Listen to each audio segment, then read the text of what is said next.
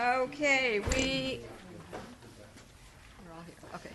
We are reconvened from closed session, and at this time, our clerk will read actions taken in closed session. Trustee Milchiker, would you push your button for the mic?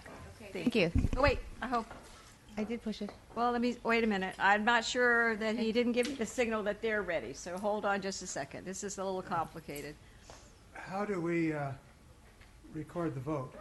Everything going to be an aye? I'm not sure if that's going to work. Well, I think it's just the audio. We're ready to go? Okay, all right, sorry, let's start over. We are going to reconvene our meeting from closed session, and Trustee Milchiker, our clerk, will read actions taken in closed session. Please push your mic button. Thank you. I pushed it, but nothing That's fine. happened. Go ahead and talk. Okay, thank you. Thank you so much.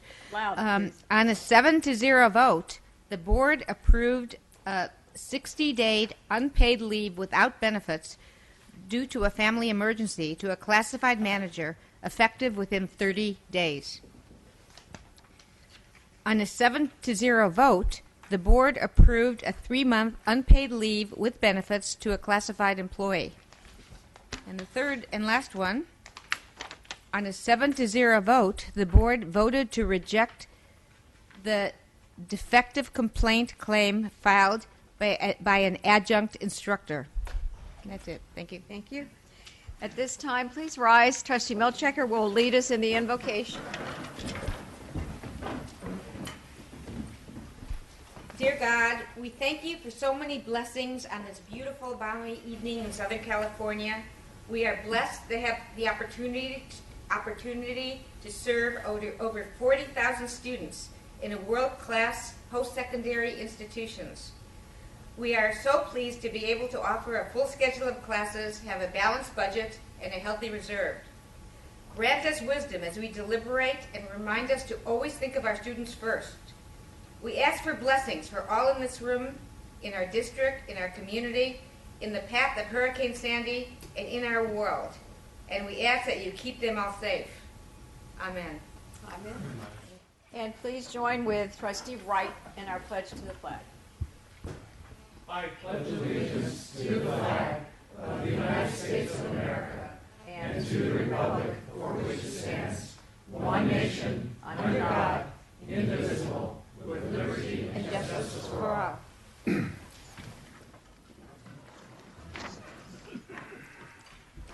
Okay, the next item on the agenda is resolutions, and we have none, but we do have commendations.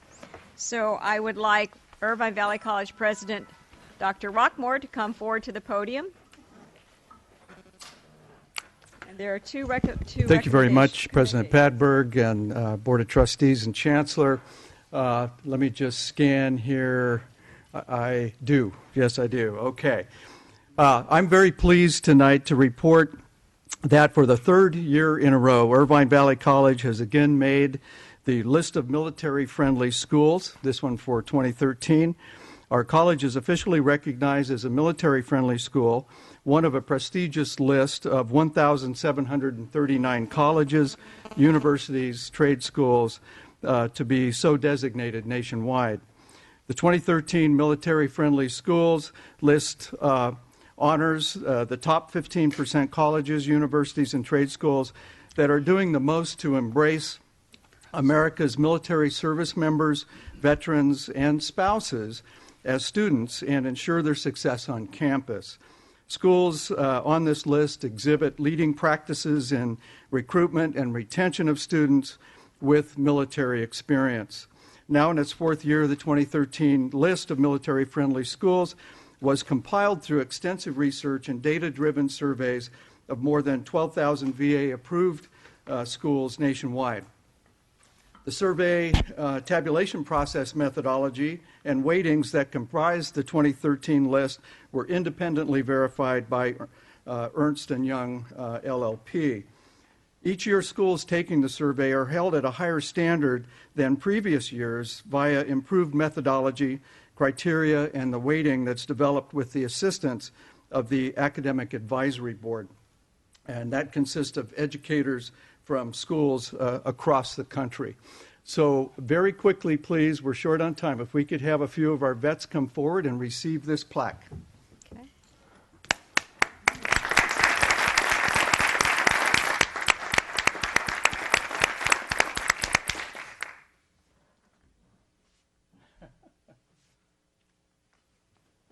Okay, and if you could introduce yourselves. And speak up, please, so that we can all hear. My name is Gabby Kobos. I'm the president of the Veterans Club, and I did 6 years in the Navy. I'm going for a mechanical engineering degree. Hi, I'm Eric Biesnix. I've been at IVC for 3 years. I'm working on my bachelor's in chemical engineering, and I was in the Marine Corps for 4 years. My name is Adbay Thambi, and I've been going to IVC for 2 years. I served 5 years in the Marine Corps, and I'm majoring in political science. Okay, thank you all.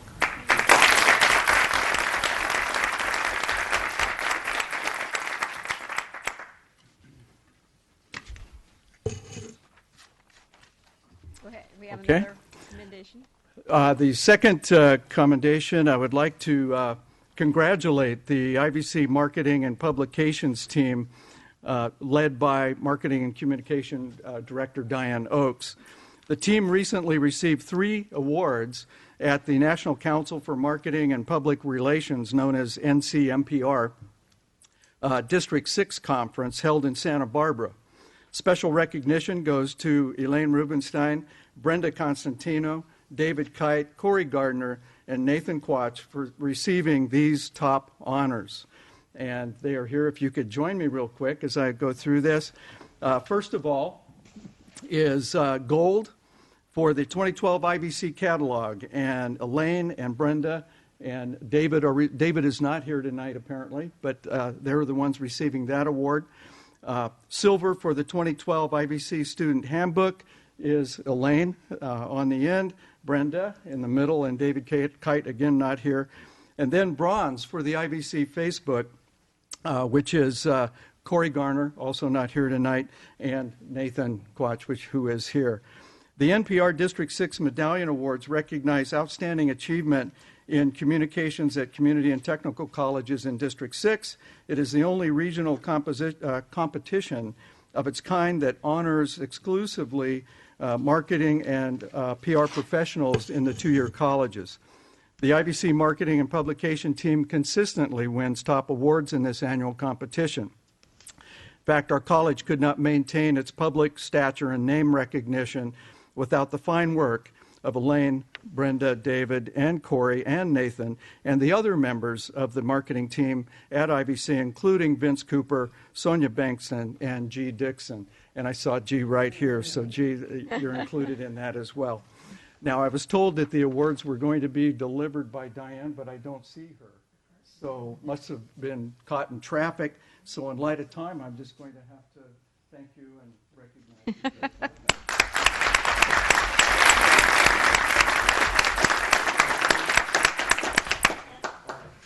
Okay. Thank you very much for that. And now we're at public comments. Do we have any requests to speak? Okay, we will move to oral reports, and we'll start with board reports and Trustee Jay. Thank you, Madam President. There's no board report from me this evening. Thank you. Trustee Meldow. Going along with what President Rockmore mentioned, I saw one of our students on the way in this evening, and he was quite excited and happy to tell me that he was just really anxious and waiting for Veterans Day. And so the veterans continue to be strong here. Thank you very much. The other thing that I would like to mention tonight, not so much as a report, but just an observation, there's a young girl named Malala from Pakistan in a hospital in London, recovering from 4 gunshot wounds done by 4 adult males, and her only crime was that she wanted to go to school in Pakistan. I think it would behoove us all to remember that there are many people throughout the world that are placing their lives in danger to get an education. And I think that's something we all need to remember. Thank you. Thank you very much. Trustee Milchiker. Amen to that. First, I want to mention an event that's coming up, and I want to really give it an enormous plug. And speaking of veterans, a portion of the proceeds of this event go to the Veterans Program at Saddleback College, which is also another wonderful veterans program, and the rest of the proceeds go to the wonderful Veterans Memorial at Saddleback College. And this is the second annual chili cook-off fundraiser put on by the ceramics department at Saddleback College, and it's Wednesday, November 7th, 4 to 8 in the quad, and it's $30 per person. And that gives you a ceramics bowl to take home with you that you could fill with chili. There'll be a chili competition, and you'll be able to keep your bowl. And there'll also be wonderful ceramics that will be on sale from our ceramics department, from the professors and the students. And my house is filled with ceramics that are just beautiful from the chili cook-offs. So that's number one. And I have a number of these flyers to give to the two presidents so they could put them up in the college. I also attended a few things at Saddleback College and Irvine Valley College, and just among the few things I attended a performance of Spring Awakenings at Saddleback College, and it was really an incredible performance in the small theater. And I also saw this at the Orange County Performing Arts Center, and it was better here. It was really an incredible performance, and it was sold out more than a month ago, so it was really very fortunate to be able to get tickets a month ago. Also, I attended the art opening. There was an art opening in the art gallery, and they're going to be coordinating the art openings from our gallery with our theater events from now on. So this is something that you can look forward to, actually having a whole evening of culture, going to the theater and then attending the art gallery, and it's really very exciting. I wanted to briefly mention the Orange County Community College Legislative Task Force, because I'm the representative. We're working with the Orange County Business Council to be able to put together a business study of how our community colleges help our communities. And this is the study to be able to give to legislators and our business community to really show the economic impact of our community colleges. So we're getting one study from all 4 community college districts in Orange County, how it affects the county of Orange, and we're getting another one just for our own community college district. And this will be a wonderful tool for us to help raise funds for our wonderful 40,000 students at the colleges. Thank you. All right. Thank you very much. Trustee Prendergast. Thank you. All right. Making sure. All right. So, yeah, I was able to attend the transfer day that they had at Saddleback College. It's almost like 2 days after our last meeting, so it's a long time ago, but I have to get that in there. And it was very well attended. There are many colleges there, 4-year universities. Saw lots of students out there engaged with admissions counselors, finding out what they need to do. Hung out behind the UC Santa Barbara table for a while and listened to them. And it was really, really informative. Also attended the President's Barbecue and Homecoming game. Again, seems like a long time ago, but it was before, after the last meeting. We did not prevail, but I hear things are getting better. So we'll see. And then last Wednesday, attended the Orange County School Board Association dinner, which we had a wonderful guest speaker, Nicola Mir, was there talking about social media and the importance of using that to really reach the students as well as reach the public and brand yourself. So it was nice to hear that IVC's Facebook is winning awards, and hopefully it fits in the mold of what he was mentioning. Last thing, speaking of upcoming events, this Thursday I will be once again participating in my annual Movember growing the mustache. Some people have a head start on me, but I will, by next meeting, I will hopefully have caught up a little bit. But you can go to Movember.com, USA, and then you can do a search and you can donate money or try and join up yourself. That's all. Okay, thank you. And my report, essentially, since the last meeting, I've done quite a bit, actually. I went, of course, to Saddleback's homecoming, to IVC's Veterans Gala, and to a wonderful award ceremony for Orange County Teacher of the Year. And this is an event at Disneyland Hotel. We had one of our teachers from IVC nominated, and it's just a wonderful evening, and all of the food for the dinner was paid for by Schools First Federal Credit Union. if you know them, and it's just an amazing thing. So that was very enjoyable. And then I went, I think this is since the last meeting, to the CASE conference in San Diego. And that was also very exciting. That's a national foundation group, and it was very good to see people from community college foundations all over the nation and share ideas about how they're raising money. And it was a great experience. So that's my report. Trustee Wright. Thank you, President Padberg. I also attended a few events at both Saddleback College and IVC. I attended the football game I think it was on actually September the 29th, the barbecue, and also the game. I might mention at halftime they honored, Saddleback was able to honor a number of former players. They have a Hall of Fame, and at this Hall of Fame they honored these people. They do this every 4 years, and the people they honored actually played sports here at Saddleback College from 2004, I think, to 2008, including a former NFL quarterback and now also a Texas Ranger pitcher. So that was at halftime. I also had the privilege to attend the community college conference on advancement. That was the one that President Padberg mentioned. That was October the 3rd and 4th in San Diego. Again, that's sponsored by CASE. CASE stands for the Council for Advancement and Support of Education. Met a number of people, and this is actually the first time on a national basis that they were able to get a number of professions related to the advancement of community colleges together and to talk. So it was well worthwhile. I attended the annual State of the College breakfast here at Saddleback College. That was on, I can't remember, September the 3 weeks ago, 2 or 3 weeks ago. But that was a wonderful event in which Dr. Todd Burnett talked about the college. He addressed he provided an overview of the past academic year and then a preview of the coming year's opportunities and challenges for Saddleback College.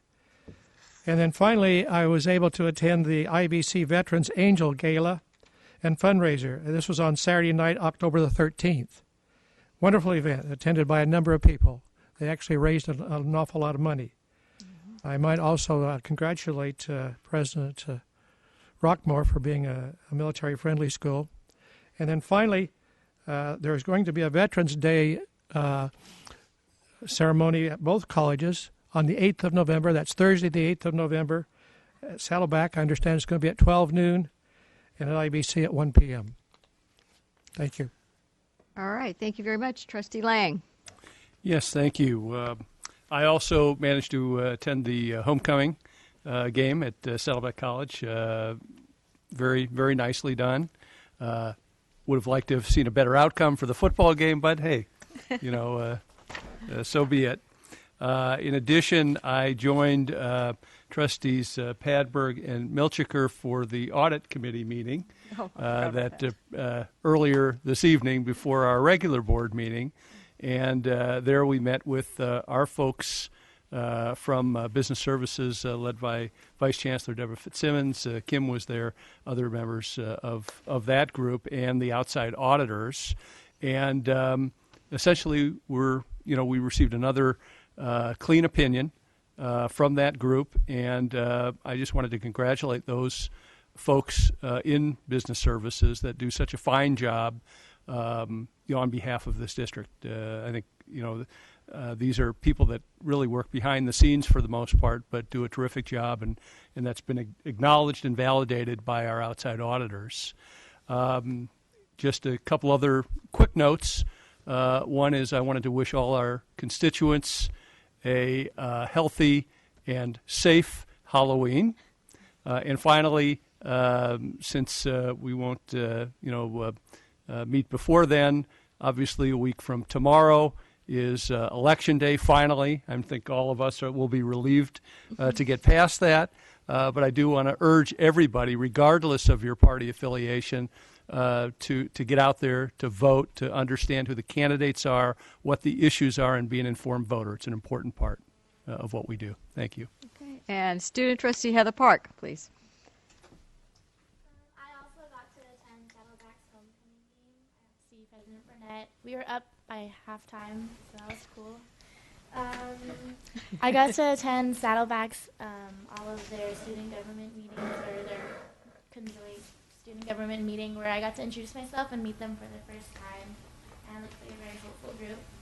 And I also got to attend one of IVC student body meetings, where we got to hear Chris Hogstead from the Health Center speak about the health fee and explain it to us about what we're paying for exactly. Okay, thank you. Now we'll go to our Chancellor's report. Chancellor Portner. Okay. On November the 7th, we will be holding forums at each of the colleges, and it'll be Talk up a little bit. louder. Yeah, please. It'll be the board members and myself, and we'll offer some comments and then be available for questions from the audience, anything that anyone wants to ask. I also want to remind the board that the accreditation follow-up visit will occur on November the 9th, and we've made excellent progress since the last visit, and so we expect that everything will turn out really well when the visiting team comes. Tonight we'll hear another presentation on the Student Success Task Force to keep the board informed about college planning and making progress for the college completion agenda. Tonight's topic is strengthening support for entering students. Agenda item 6.2 refers to a topic we've been talking about a long time, and that's alternative methods of construction. Tonight is going to be the first contract that we will let for a lease-back project, and District Director of Facilities, Brandy Delana, will present information on that. And lastly, item 7.1 is a report that's been prepared by both colleges in response to a request by Trustee Lang about the new State Chancellor's Office requirements for enrollment priorities and how it will change our current practices. And that's all. Okay. Thank you very much. Now we are at on the agenda board requests for reports. Do I have any trustees requesting reports? You can try to push your button. If I don't see it, I'll look down the way. Trustee Jay, are you pushing a button? Did you want to speak? No? Anyone else? Okay, very good. So we are now at our discussion items, and we'll start with 4.1, Saddleback College and Irvine Valley College accountability reporting for the community colleges. I assume our two presidents will come forth. Thank you.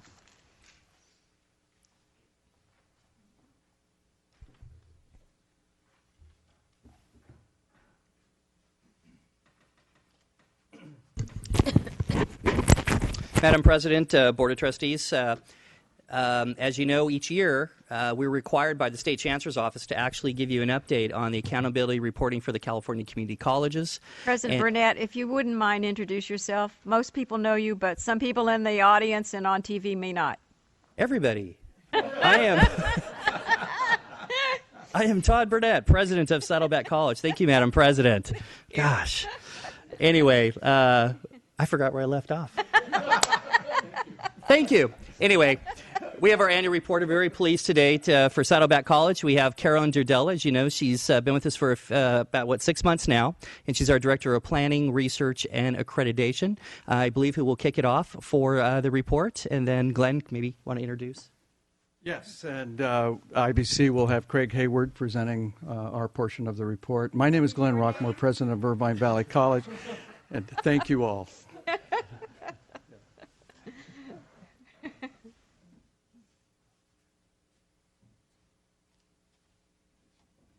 Again, for those of you who may come late, our PA system isn't working, so we're asking people to speak loudly. They can hear it in the control room, but you won't be able to hear it maybe if you're in the back of the room, or just please speak up when you're talking. from the podium as well as from up here. And please always introduce yourselves. Thank you. Okay. Hi, I'm Carolyn Durdella, Director of Planning, Research, and Accreditation for Saddleback College. And I'm here to present to you the annual report for Saddleback College on accountability reporting in the community colleges. As you know, accountability reporting in the California community colleges is designed as a statewide performance measurement system. And so the goal of the current system that is in place, that's been in place since really 2007, is to focus on local college contributions to the statewide performance metrics. The measures that we currently look at are very general, and they really don't drill down to specific segments of students. The initiative requires public disclosure and reporting, which this is part of the process tonight. And the other thing that you should keep in mind is that the state is in the process of developing a new accountability reporting system, which they will be unveiling in spring of 2013, March of 2013. ARC 2.0, as it's known, will have increased utility of measures at the local level with drill-down capability for specific segments of students, so that colleges can easier identify any potential gaps in performance and work in their planning efforts to address those. So with that being said, I'll move on to my next slide, which is really putting it in context for Saddleback College. ARC is really a foundation and a point of departure for us at Saddleback College. We're currently engaged in our new strategic planning process and developing our new strategic plan. And we're going to be looking at lots of data in the coming spring semester to try to develop the things that we want to focus on for the next 3 to 5 years. And so one of the things we'll be looking at are the Student Success Task Force legislation as well as the National Completion Agenda. So ARC really forms the basis of what we'll be looking at in terms of metrics and then further developing for our local context. So our overall summary for performance on ARC for Saddleback College is that the college outperforms the state on 5 of the 7 ARC performance measures, including the main metric associated with the National Completion Initiative, and that metric is called the Student Progress and Achievement Rate. Successful course completion rates for CTE courses are on par with the state, and performance has remained consistent over time. Additionally, the college ESL course improvement rate has increased 7.3 percentage points over the last 3 cohort years. The message here for Saddleback College is really that the college performs above average when compared to the state, and performance has been consistent over time. The first measure we're going to look at is what's called the Student Progress and Achievement Rate. And what this measure looks at is the percent of a new student cohort that earns a degree certificate, transfers, becomes transfer directed or transfer prepared within a 6-year period. And so if you look at the college's performance, which is the red solid line, and compare that with the statewide average, what you'll see is that the college is about 9 points above the statewide average, and that's consistent across the 5 data points. You also see stable and steady progress on that measure.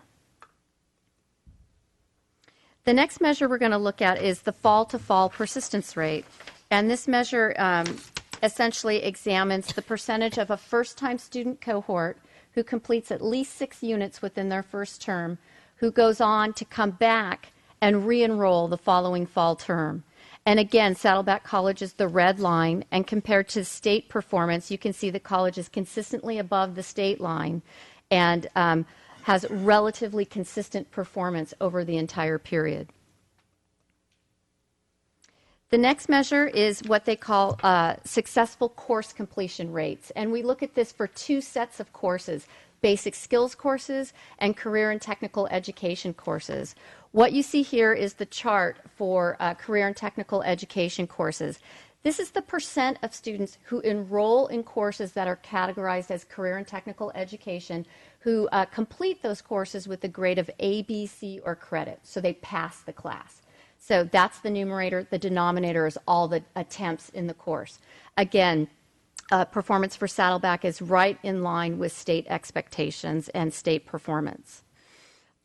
This is the line for basic skills. You can see the colleges is slightly above the statewide average. We're about 2 points for basic skills above statewide completion rates in those courses. The next measure we're going to look at is called the Basic Skills Course Improvement Rate, and we have this measure for both basic skills courses and credit ESL courses. So the first one we're going to look at is the basic skills courses. What this measure examines is the percent of students who take and pass a course categorized as basic skills and who go on to take and pass the next higher level class in that sequence within a 3-year period. And so what you can see here again is the college exhibits pretty steady and consistent performance, which is slightly above the state average on that metric.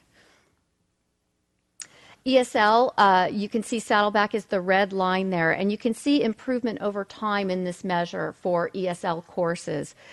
We've gone from 41.5 three cohorts ago to 48.8% of the cohort completing those next higher level courses successfully.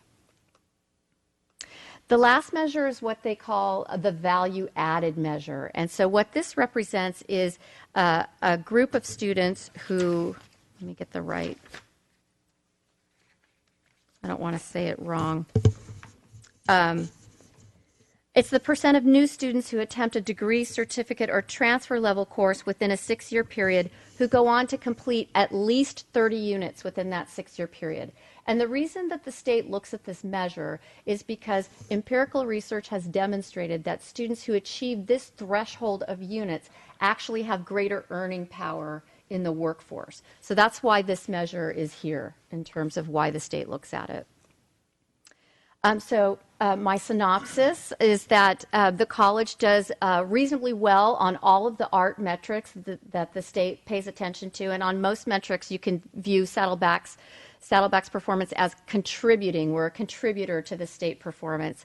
But if we want to move towards a greater contribution to the completion agenda, we're going to need to examine what we're doing in our strategic planning process so that we can really move forward on these measures and our local measures that we develop. So that's what we'll be doing in the coming year. We'll be looking at these metrics, developing some that are more localized, and monitoring our progress. That's it. Thank you very much. And our... Okay. Good evening. My name is Craig Hayward. I'm the Director of Planning, Research, and Accreditation for Irvine Valley College. And I'm going to present the ARC metrics for IVC tonight. I'd like to thank Dr. Dudella for doing such a great job of introducing the ARC. So I will dispense with the generalities about the program. And I think I can find myself here and dive right into some of the highlights and metrics that describe the performance of students at Irvine Valley College. Like Saddleback, Irvine Valley College is a high-performing school. 5 of our 7 metrics are above our peer group and state averages. 5 of the 7 metrics demonstrate improvement over time, improvements over the baseline year of 5 years or 5 cohorts ago.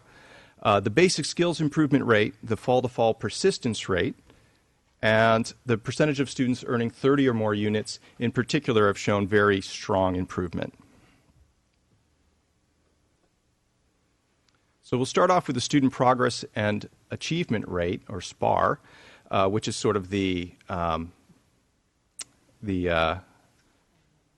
bellwether, kind of the centerpiece, that's the word I'm looking for, of the report, because it contains information about student outcomes, including completion.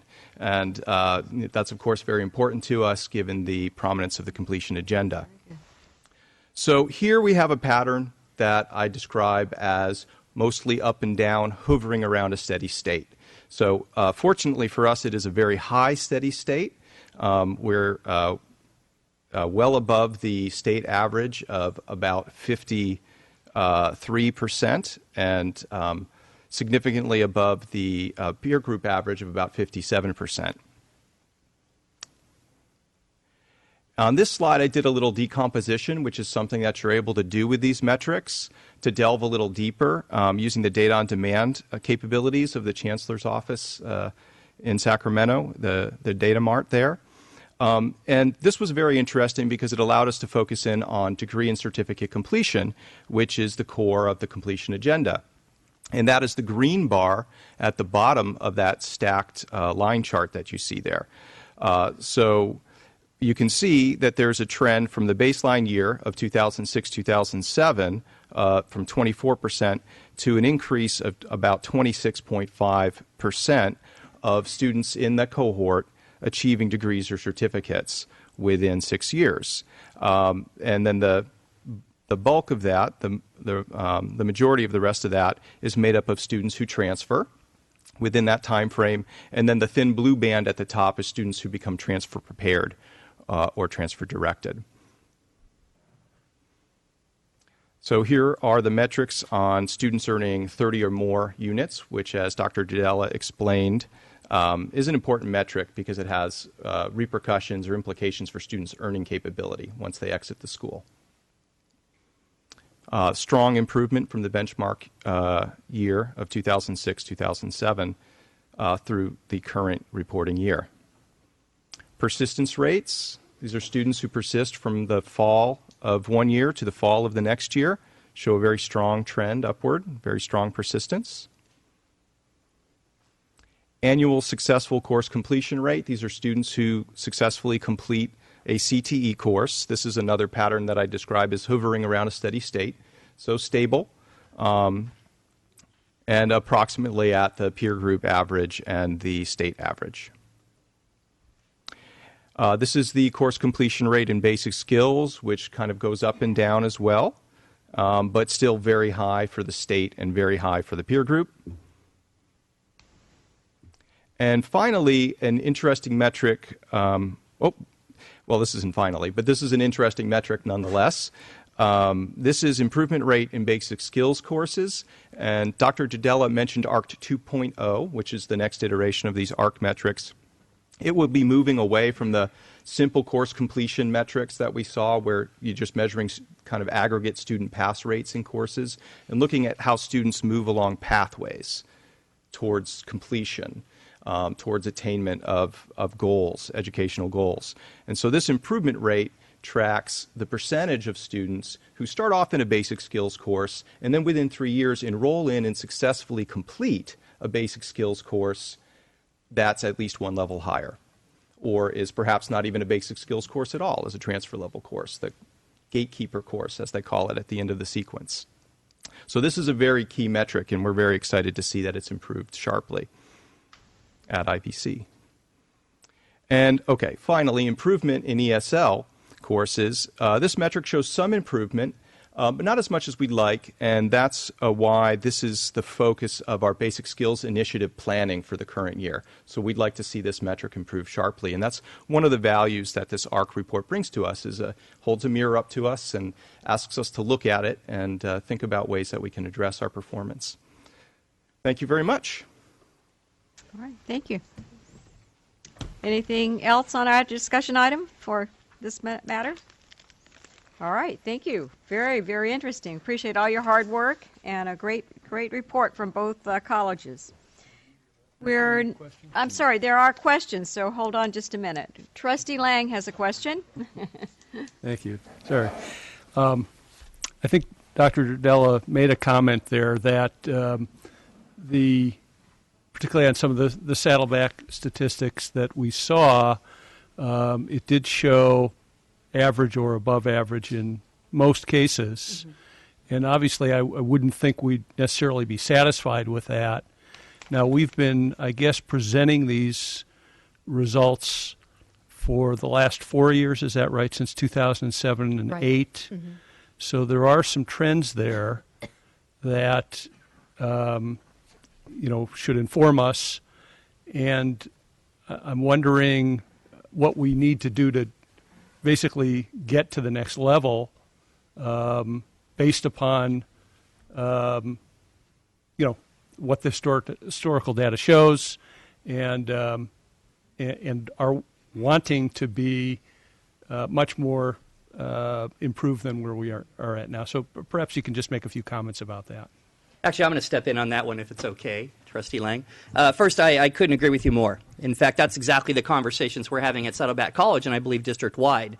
And that is although we're above average for our demographics, for our district, and the standards we'd like to have and the success for our students, we do not believe that these criteria and these metrics right now are performing at the level that we're satisfied with. I will tell you, though, with the things that we are working on at Saddleback College, and I believe our whole district, I believe you're going to see those numbers increasing in the future. I really do. In fact, ESL is a great example. There's been a lot of attention been given to our ESL program at Saddleback, and you notice the increase at where that's been going. Even in basic skills, it's been increasing. So, and frankly, we have a lot more things that have been in place, and you're going to hear about some of them soon. Even today, you're going to hear about some of them that will actually help. The Student Success Task Force recommendations and the new changes in the state are also going to help us to increase, because we're putting more of a focus on these type of metrics and these type of success rates. So hopefully, in a couple years, or starting even next year, we'll start seeing a more of an increase and get up there. Because frankly, I believe we should be the top of every one of those metrics. I couldn't agree more. And I guess my only question on the IVC report really had to do with ESL, which seems to have been an Achilles tendon for the school over this period, is pretty graphically shown there. And so perhaps you may want to comment about that.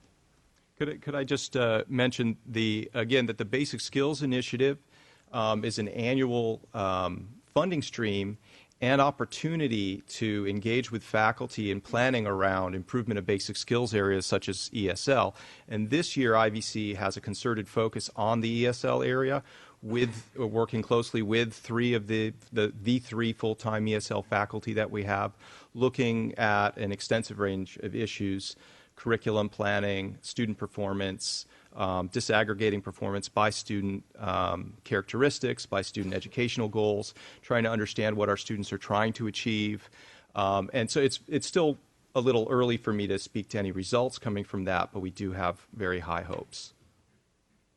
Okay, thank you. Okay, thank you. Any other questions by trustees? All right, thank you very much. We are now at our second discussion item, which is Saddleback College and Irvine Valley College Student Success Task Force recommendation to strengthen support for entering students. President Rockmore, are you going to introduce this? And thank you very much. Let me introduce our team here. Of course, Kathy Schmeidler, our Academic Senate President. We have Robert Melendez, who's a counselor, also one of our vet counselors, as a matter of fact. We have Linda Fontanella, our Vice President for Student Services. We also have Liz Cyprus, Dean of Counseling. And we have Arlene Elserode, our Dean of Admissions and Records. And I'm Kathy Schmeidler, President of the IVC faculty. It's very seldom that you ask me to speak up. Yes. And I just want to briefly remind everybody that what we will be reporting on tonight, what we've reported on the last few meetings, all of these are projects and programs and activities that have been ongoing for quite some time. Although we are certainly responding to the recommendations from the state and will be increasing our efforts and so forth because of these recommendations, all of the things that are being reported have been going on for years, many years, not stimulated by the state, not spurred by the state, but spurred by our own interests in student success. And I think it's very important to remember that it didn't take a cattle prod to get us to do these things.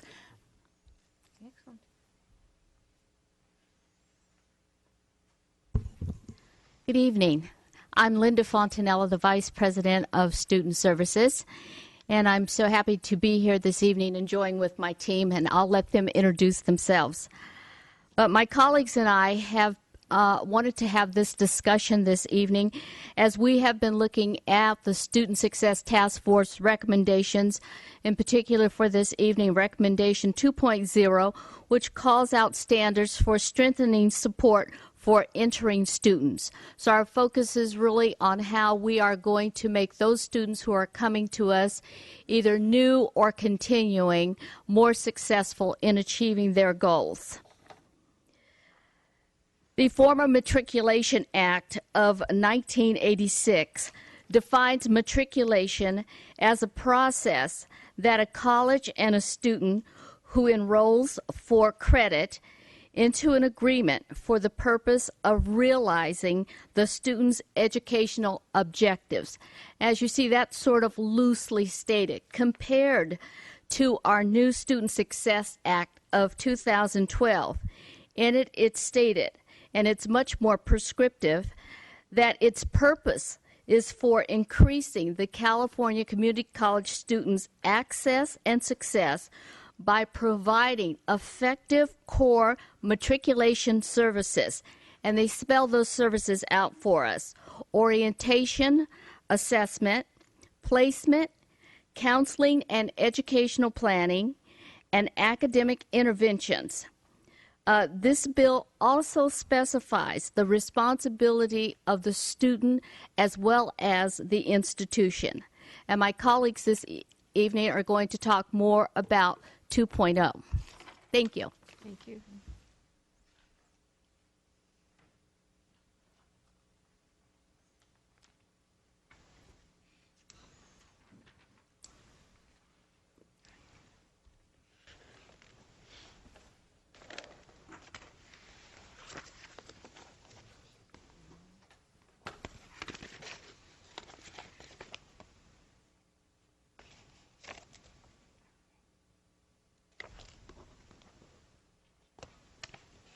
Good evening. I'm Arlene Elsrode. I'm the Dean of Enrollment Services at Irvine Valley College, and we're here to present Task Force Recommendation Number 2, which is strengthening support for entering students. There are 5 recommendations within that recommendation. Two of them will be taken in the first phase that the Chancellor's Office is providing direction, and that would be to develop and implement a common centralized diagnostic assessment and require students to participate in a diagnostic assessment, orientation, and development of an educational plan. There are work groups there are work groups that have been formed that will look at Title V regulations and MIS data elements that will be required to look at these 2 items, specifically on exactly defining what an educational plan is. The next 3 recommendations will be handled in future phases because they're paring it down. And that's the use of technology and applications to better guide students in the educational process, requiring students showing lack of college readiness to participate in support services. Currently, those are optional, and require students to declare a program of study early in their career.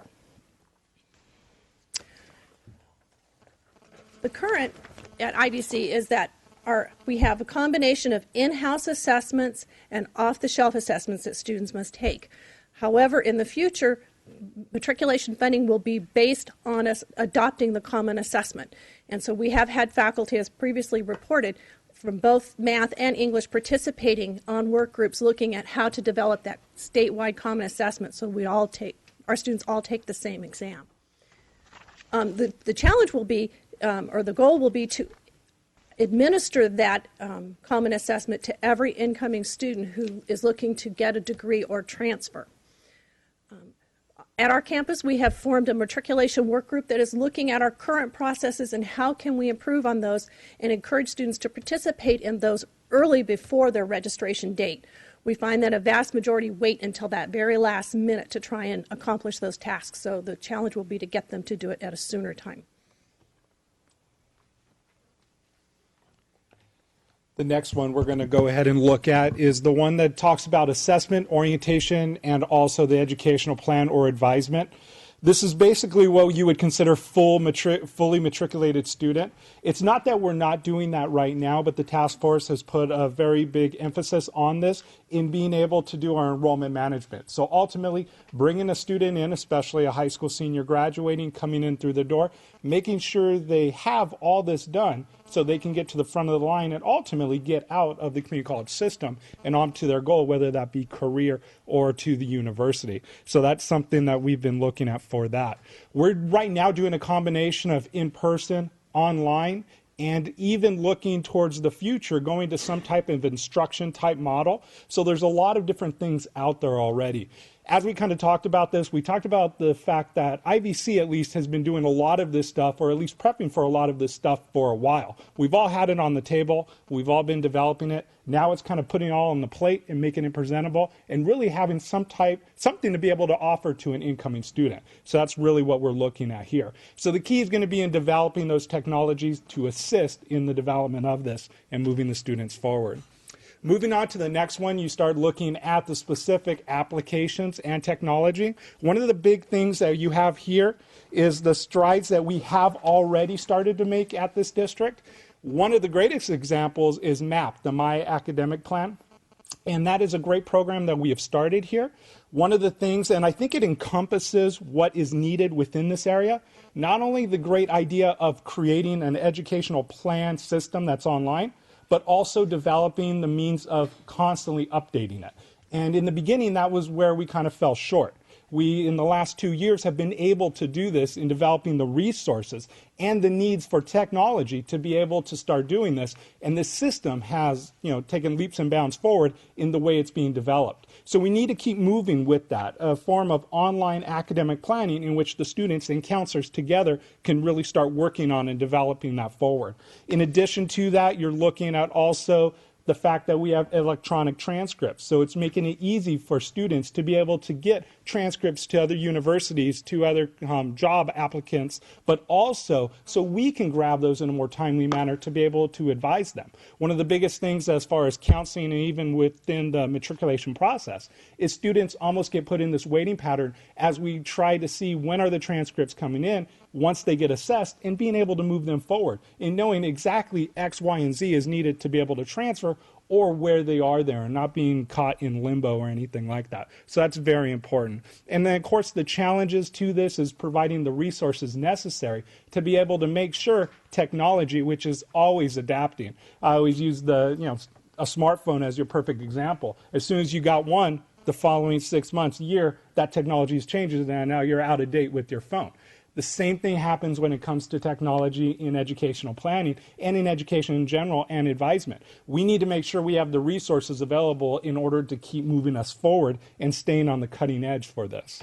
And then also the other thing in kind of moving towards multiple technologies and also in, multiple modalities of providing these services is making sure we don't lose those students that are more at risk. And that's a big concern. So making sure we have some type of early alert program which can kind of really identify these students and make sure that those students who need a little bit more assistance, either on the front end, whether it's extra help with matriculation, assessment, whether it's additional advisement, if it's additional kind of intrusive counseling to get in and assist those students in semester one before they start getting on probation, that those resources and kind of abilities are there for the students. And then we kind of put up this idea of habits of mind. The whole idea of habits of mind is kind of really moving that forward to the student and making sure they understand the idea of persistence, of managing impulses, and really just creating a mindset of success for these students, especially the at-risk, that they are able to do this and they do have the resources to be able to be successful. And then lastly, the one I'm going to do here is to require an academic plan early. Number one, this becomes, of course, difficult in the idea of making sure that undeclared students come in with an educational goal and moving them forward. I have a colleague that says that community colleges a lot of times are almost like a gas station. Students come in, they fill up with what they need, whether it's regular, whether it's plus, whether it's supreme, diesel even, maybe biofuels, and then they move on to where they're going. The problem is, coming in, a lot of students don't know what they need. So really making sure we have the mechanisms to assess that student and be able to provide that to them. And a lot of students really don't know what that kind of item they need is. And we're going to have to figure out that main challenge of making sure that, yes, we're pushing that student forward, but we also are pushing that student forward knowing that they know what it is they want to do. And they've had that as far as career exploration, as far as classes needed in order to go to specific school systems, whatever the case may be. So that is something that's really big there too. Okay, well, what have we learned? Well, we've learned that these things are successful. We have groups that we've proven that with. Groups like our athletes, some of our DSPS students, our EOPS program, our veterans. We're able to do those, but those are small populations. The challenge will be, how do we do that on a much larger scale? We also have our support services, all our learning centers on our campuses, Student Success Center, the math lab, the writing lab, where students can get extra help. So it's how do we expand what we already know works to handle much larger populations. The timeline. The timeline's kind of interesting. Right now, the work, as I said earlier, the work groups are being formed. They're writing the Title V regulations. They'll be revising the MIS data elements. We'll have next year as a district to implement those. The following year will be used as our base year in which our future matriculation funding will be based. Currently, the matriculation funding model is you submit a plan, they give you the dollars, you implement the plan. What it'll be in the future is you develop a plan, you implement the plan, and based on the data you can show what you've done, then they'll pay us the categorical money, much like EOPS and DSPS do. So that'll change. So that first year will be our baseline year. We establish our metrics. The following year's funding will be based on 2014-15 data. And that concludes our presentation. Okay, thank you very much. Let me see if we have questions from trustees. Okay, Trustee Wright. One question I have, when do you think this common assessment tool will be available? My understanding is they're working on it this year. They want to have it in place because part of the future matriculation funding will be based on the fact that we adopt that common assessment. Where are we now? Do you know? I don't know. Okay. Where are we at with the common assessment right now?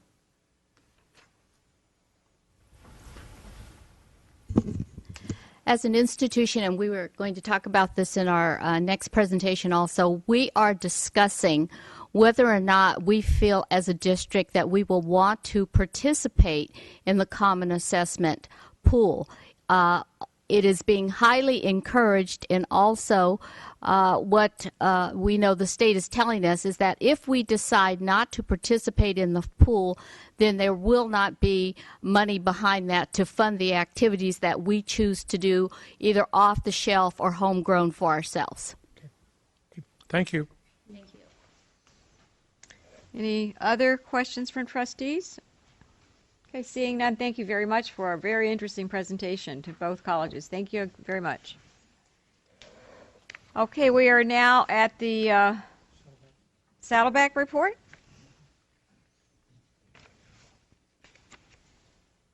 Can I just quickly, you have a Toyota Corolla, license number 6U05997. Your lights are on.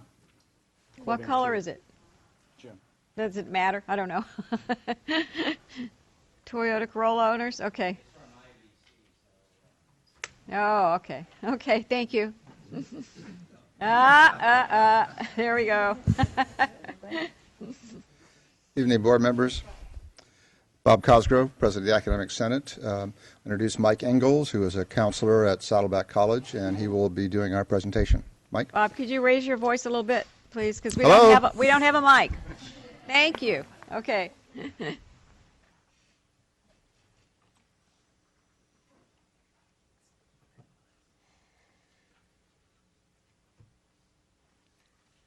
Thank you, Bob. My name is Mike Ingalls, Generalist Counselor with Saddleback College, and I'm kind of taking a different take on reviewing the Student Success Task Force, and I've coined the presentation titled The History and Future of the High School Partnership Program. And before I get started, I just want to make sure that I'm smiling because Bob Cosgrove as well as Leslie Humphrey made sure that I smile because I don't smile enough. So it's really important that I'm smiling. So I'm working on that. I'm told that I'm too serious. So tonight's overview and presentation, I want to discuss some of the college-wide outreach efforts that we've had in the past as well as in the present, and also where we're leading with our college-wide outreach efforts. I'll also be discussing something I call the road less traveled, the high school pilot project that we offered in spring 2011, the Student Success Task Force and the recommendations, also some of our next steps, and then any questions and comments that you have. So looking at our college-wide high school outreach efforts, in the past we've really focused on our students and also the parents, where we've offered family night, we've offered high school senior day, welcome week, high school quad sits, we've done in-class presentations, we've had panel discussions, and we've had college nights. And these are all things that are offered at the high schools. We've also had a professional development focus, where we're really working on the professionals, and that's at our high school conference, and working with administrators, counselors, faculty members, also articulation workshops, and aligning our courses and our curriculum so that way the high school courses match up with Saddleback College. And more recently, we had a professional learning council, so that was something else that we had that was focused on professional development for our high school outreach efforts. And then down at the bottom, I did want to put a little plug for our family night, which is going to be offered Monday, November 5th from 6 to 8 p.m. So moving forward, looking at what we've done in the past and where we're going now, it's taking a new road. It's looking at a new journey. And when I started to look for images that relate to a road less traveled, I came across this one. And it's something that's photoshopped, and it's someone that is definitely taking a different road, but it's also someone that is blazing a new trail. And that's where I decided to look up what is an actual trailblazer. And this is a person who blazes a trail for others to follow through unsettled country and wilderness. And to be a trailblazer, it takes leadership, it takes courage, and it takes foresight of the future and really thinking about what's coming. And that's where I definitely need to acknowledge Dr. Todd Burnett, Saddleback College president, for having that foresight, having that leadership, and having that courage to initiate a conversation not only with the Capital Unified School District, but also Saddleback Valley Unified School District. And that conversation was around the high school partnership program. And the mission of this, or the goal of this partnership program was very simple. It was to better prepare our students for a pathway to success. And there's numerous components to the high school partnership program, but we're only going to focus on one component of that tonight, and that is in spring 2012, we had the high school pilot project. And what this is the one component of the high school partnership program where we offered an applied psychology 140 class to 2 local high schools. The first high school in this was San Juan Hills High School. And the 2 administrators that got us up and running and coordinated with us and cooperated with us that are in the audience tonight, and I would like to acknowledge them. Principal Tom Ressler, if you could stand up. Everyone, if you could please give him a round of applause. And also Eric Paulson, assistant principal.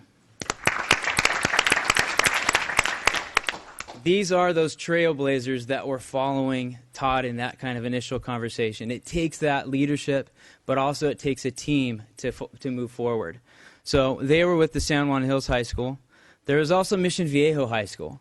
And at Mission Viejo High School, unfortunately, the principal and assistant principal are not present tonight, but I did want to acknowledge them. Dr. Ray Gatfield, principal, and Dan Sullivan, assistant principal. The sample size for this pilot project was 62 high school seniors. Of those 62 high school seniors, we had a 98.2% completion rate. It's huge. It's students that are connecting with the future and connecting with counselors and what we offer here at the college. The persistence rate of those students enrolling in the fall 2012 semester was 67.8%. It's a huge number. It's almost 2/3. It's over 2/3. So what I'd like to do is just talk about the benefits of that program And the benefits were even before the actual program started. In fall 2011, some of the benefits: admissions and records. Jane Rosencrans and her team did an amazing job with offering an early application for these students to get started and get their names into the system. Penny Scaff in the matriculation office and her team, they did an amazing job in offering an early assessment. They took the assessments to the students and offered those assessments at their site. And also in counseling, Dean Geraldine Truman, which is in the audience. I would like to acknowledge Geraldine too. If you can raise your hand. Did an amazing job in working with her counseling faculty to put forth the Applied Psychology 140 class.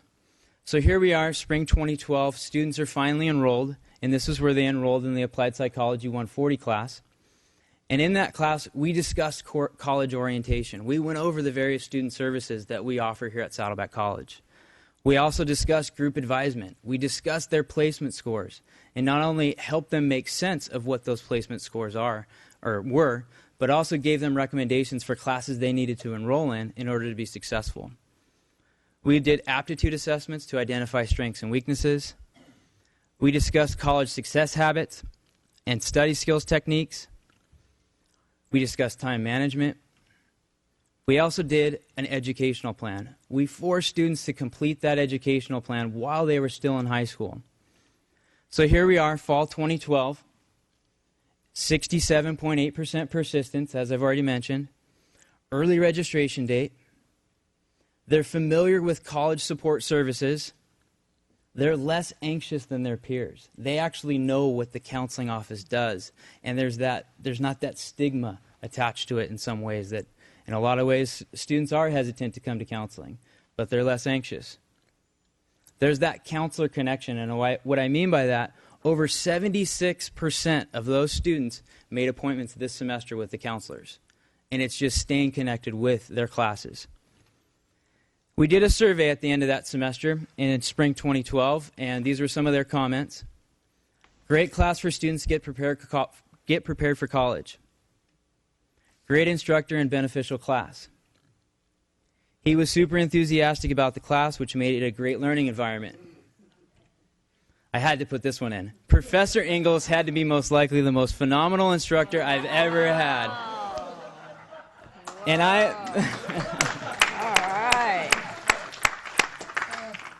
did not pay my students to put that in the survey, trust me. And also, Eric Garcia was not present tonight, but he was also our other instructor that taught the applied psychology courses. So Eric was a great instructor, pleasure to be in class, learned a lot, and especially about myself.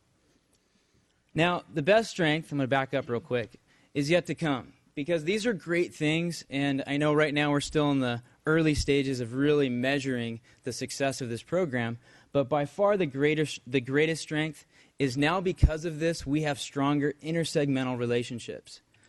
Not only our administrators at Saddleback College, but our administrators at the high school are communicating and aligning curriculum. Looking at Saddleback College faculty, our English instructors are working with English instructors at the high school.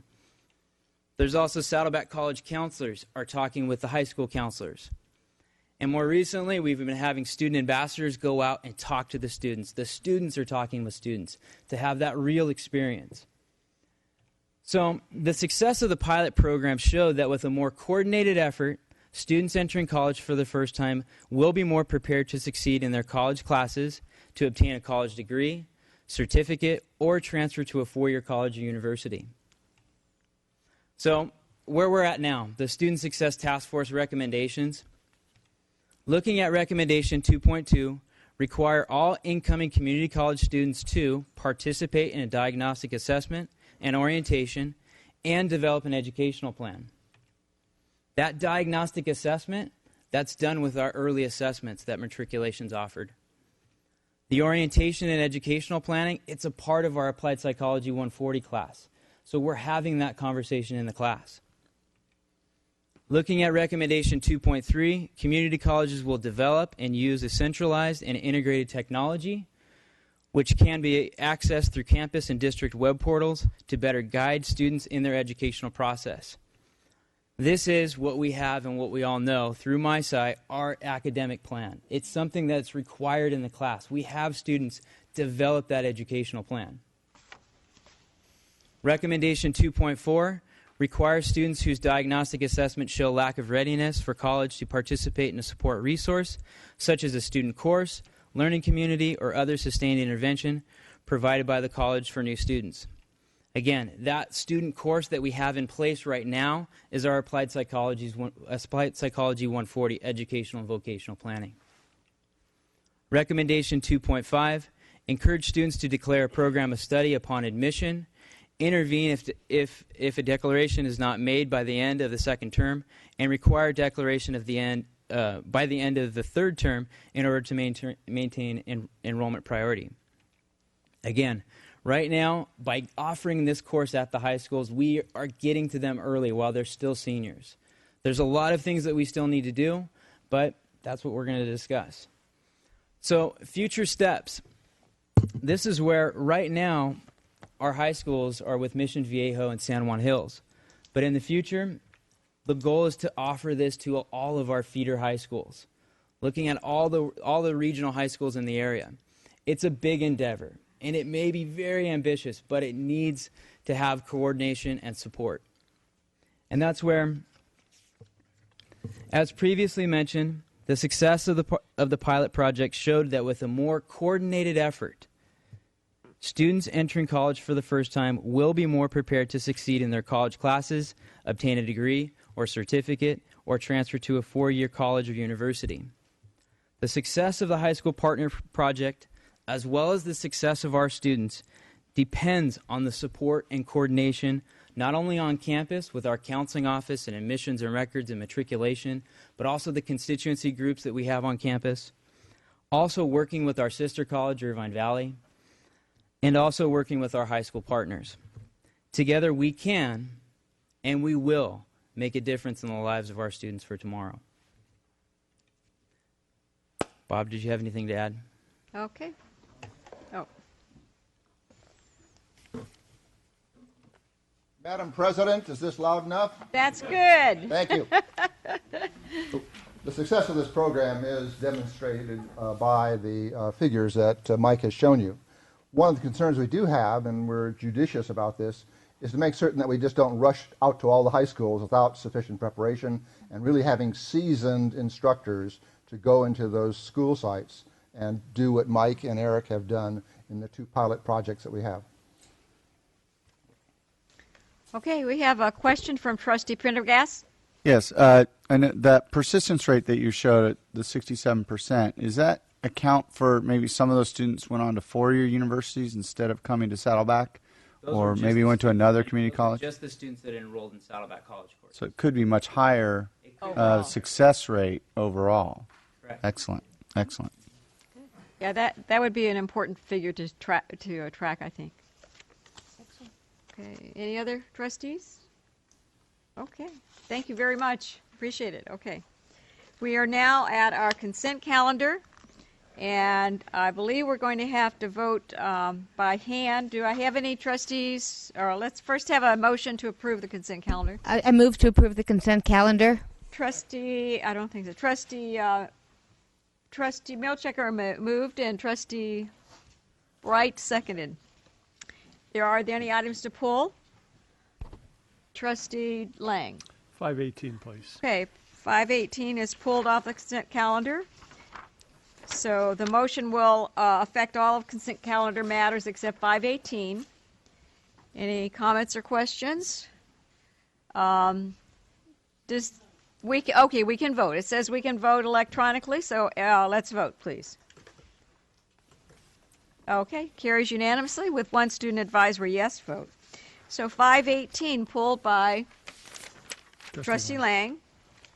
Yes, 518 is ratification of different contracts, and I realize it's just that these are items that previously were approved by the district, but I do note that I know in the past when these used to come to the board, it looked like there was a problem in some instances with items that were essentially being asked to be approved after the fact, where the information was coming rather late.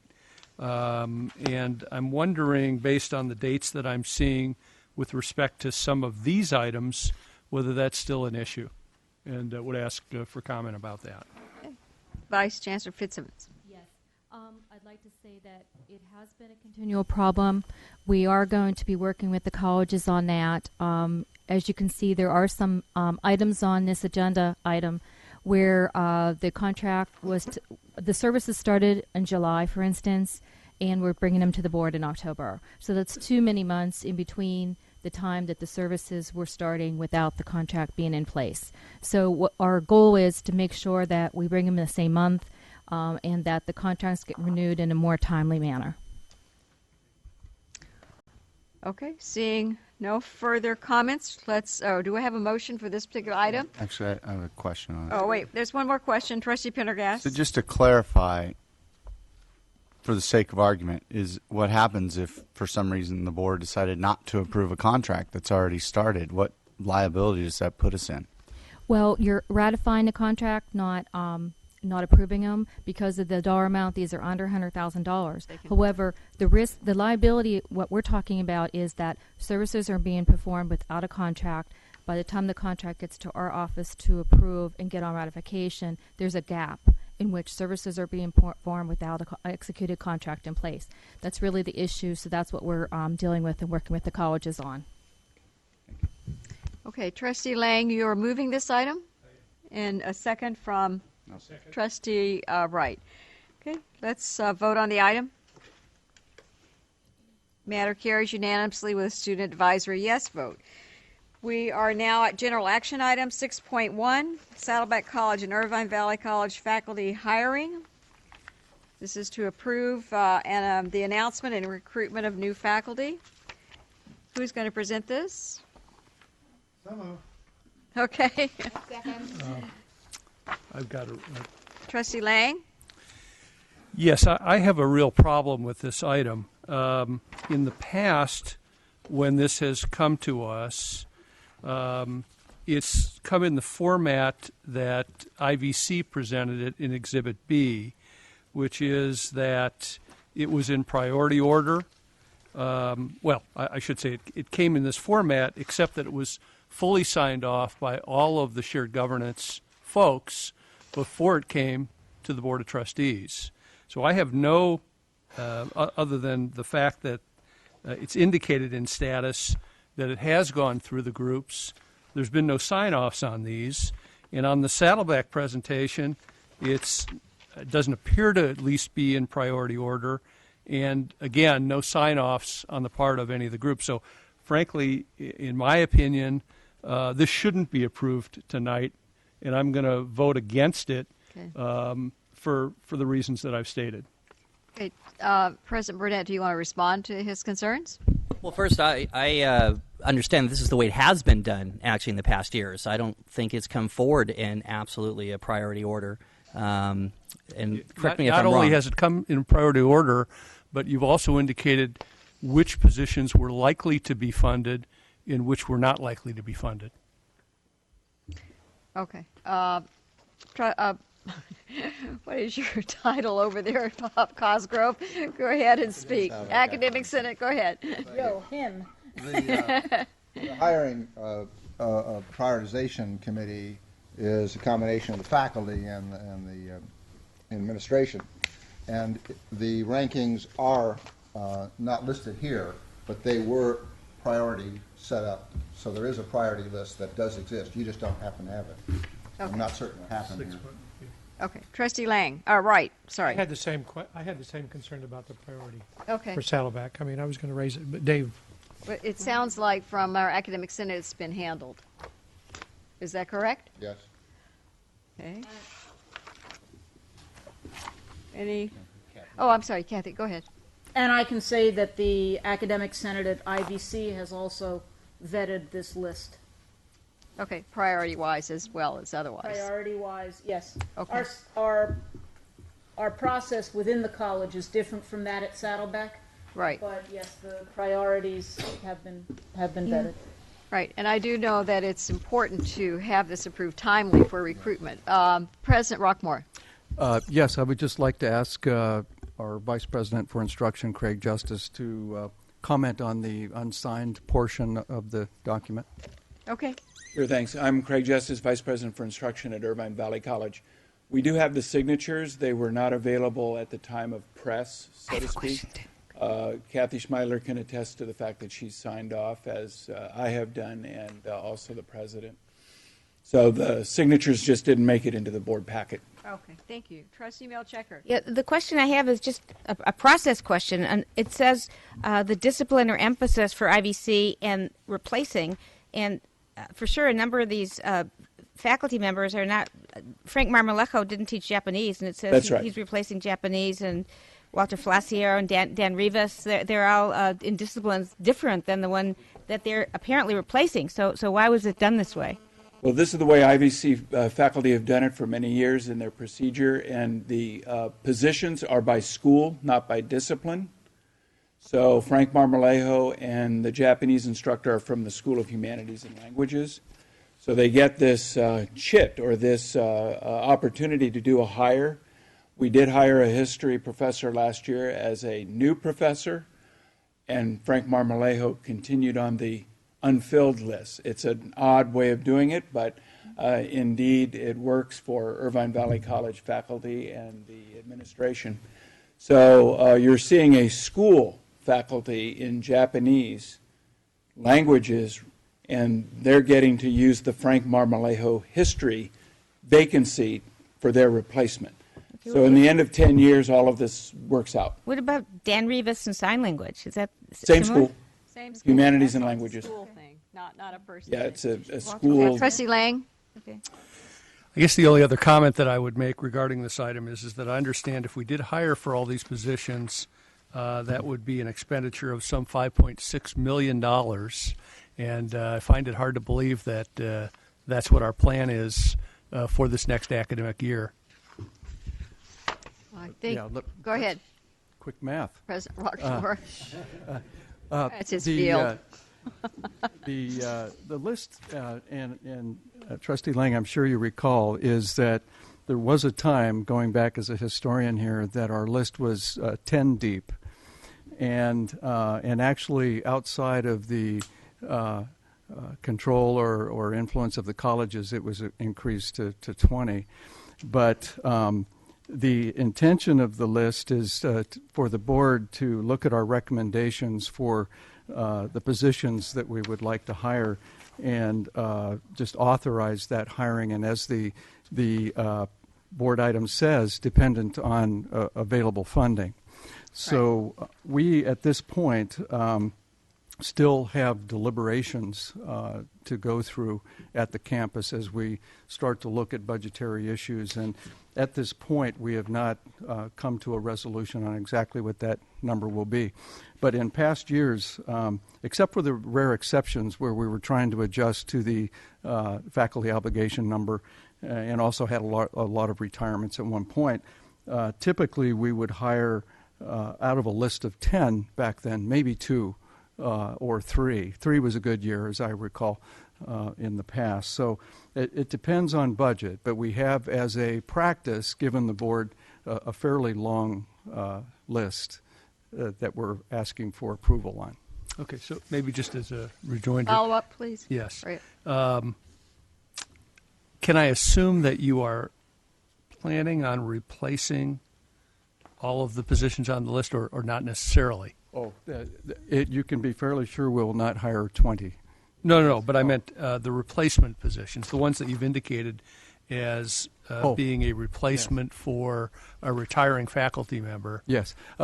Again, sort of to spring from President Burnett here, or actually from Vice President Justice, I'm sorry, is that at Irvine Valley College, a replacement is not a position-by-position kind of calculation. Okay. A replacement or a vacancy becomes an available position that, through a formula that is jointly developed by the Academic Senate and the administration, can place a totally different position within that replacement spot. And it actually also will distribute those replacements throughout the list rather than all being at the top. And I believe that's a different methodology than what perhaps Saddleback uses. Okay. So from a budgetary standpoint, to the extent that you decided we only plan on replacing, say, 9 positions, you would go in this priority order following this list. Yes, this is the priority order. However, the president is actually given some discretion to carry out a further discussion with the Academic Senate if something should happen that we wouldn't exactly follow that order, but most times we do. Okay, and our Academic Senate would like to chime in. Go ahead, Bob Cosgrove. Whatever. I was just going to say that one of the rationales for our process is to allow us to take advantage of attrition to shift our balances. If we always have to replace exactly into what was lost, we can never change what we're doing. Sure. Absolutely. Bob Cosgrove. A decade or so ago, we had a policy where when somebody retired or left the college, the money in that position be taken out and it was put back in the general pool. So smaller departments really were hurt oftentimes by this.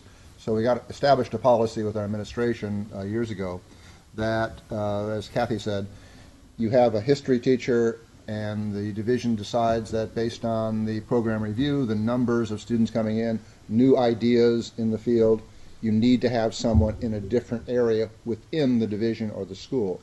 And so that's the way we establish that. So all replacements are replaced at Saddleback. Okay, did I have a motion for this item? I'm trying to remember. Someone want to make a motion? You had a motion and a second. Okay, thank you. Who were they? I'm trying to remember. I think it was Bill J. Bill J. I was the second And one, Marcia right? Milchiker. Okay, Trustee But J, go ahead. basically, I'm going to support this item, and the reason is, having gone through this many times myself, if you get into too many hassles early on, some of the very best candidates that you could possibly hire are gone. Right. And I hate to see us put it off to February or March or something and then struggle to get through. So I'm supporting this item. Okay. Trustee Milchiker? And for the same reason, I'm supporting it as well, because I have always said that the most important thing that we do is hire the best people at the district, and that means the best faculty, and they're the ones that work with our 40,000 students and make these two of the best community college in the state. So I agree with that. I also want to know just one quick question. I know it goes through all the various disciplines on who you pick, and certainly academically for how do you transfer to the four-year institutions or to the universities.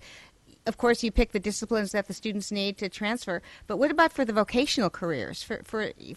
How do you select the careers that our students need to get jobs in the community now? That might be a much longer question that we can deal with here, but maybe you could answer that quickly and we could be on our way. Okay, thank you. And Kathy Smidler, go ahead. Well, I can't answer it completely, but the first level of answer is that we organize our priorities by what we call schools, more or less what they call divisions at Saddleback, and all of our CTE, our vocational programs, are embedded within those schools. Mm-hmm. So like any academic program, whether it's a vocational academic program or a four-year university transfer academic program, it's taken care of within the home of each of the schools. Okay. Thank you. Okay, seeing no other comments, let's vote on the item. Okay, matter carries with one no vote and one student advisory yes vote. We are now at 6.2. I would still like to see a priority list. Oh, okay. All right.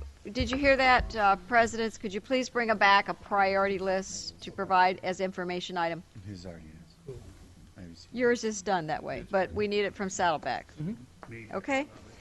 All right, so 6.2, Saddleback College Science Building Pre-Construction Services Agreement. This is the item presented by Brandy Lelina.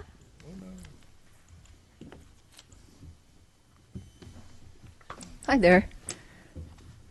See if I can figure out how to make this work.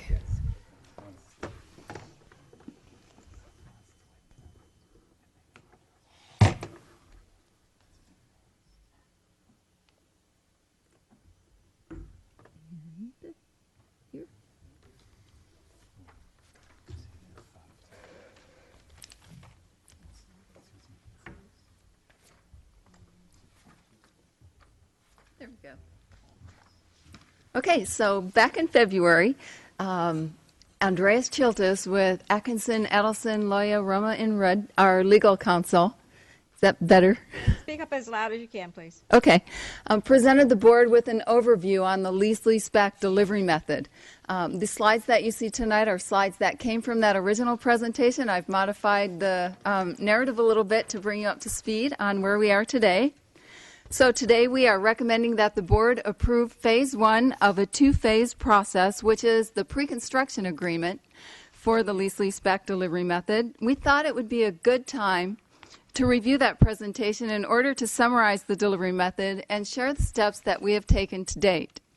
Andreas previously discussed all of the items that you see here now on the agenda, the education code, lease-leaseback documents, validation, action, and timeline. To those, I will add a little bit more information about the design services phase. So the education section code, section 81335, in summary, permits the district to lease property for $1 and then allows the building of construction. Upon the expiration of the lease term, the title to the building then vests back with the district. So on this next slide, we're talking about the design phase, and while the actual lease-leaseback agreement is possible only after the plans and specifications have been approved, and in our case, that's the Division of the State Architect as our permitting agency. Many agencies sign an additional agreement in advance of that approval for pre-construction or design services phases.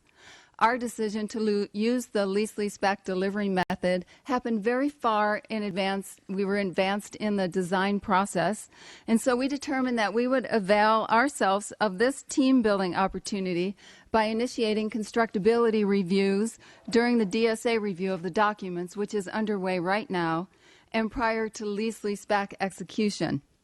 Since obtaining board approval earlier this year to move in this direction, staff has engaged a selection committee using both college and district staff.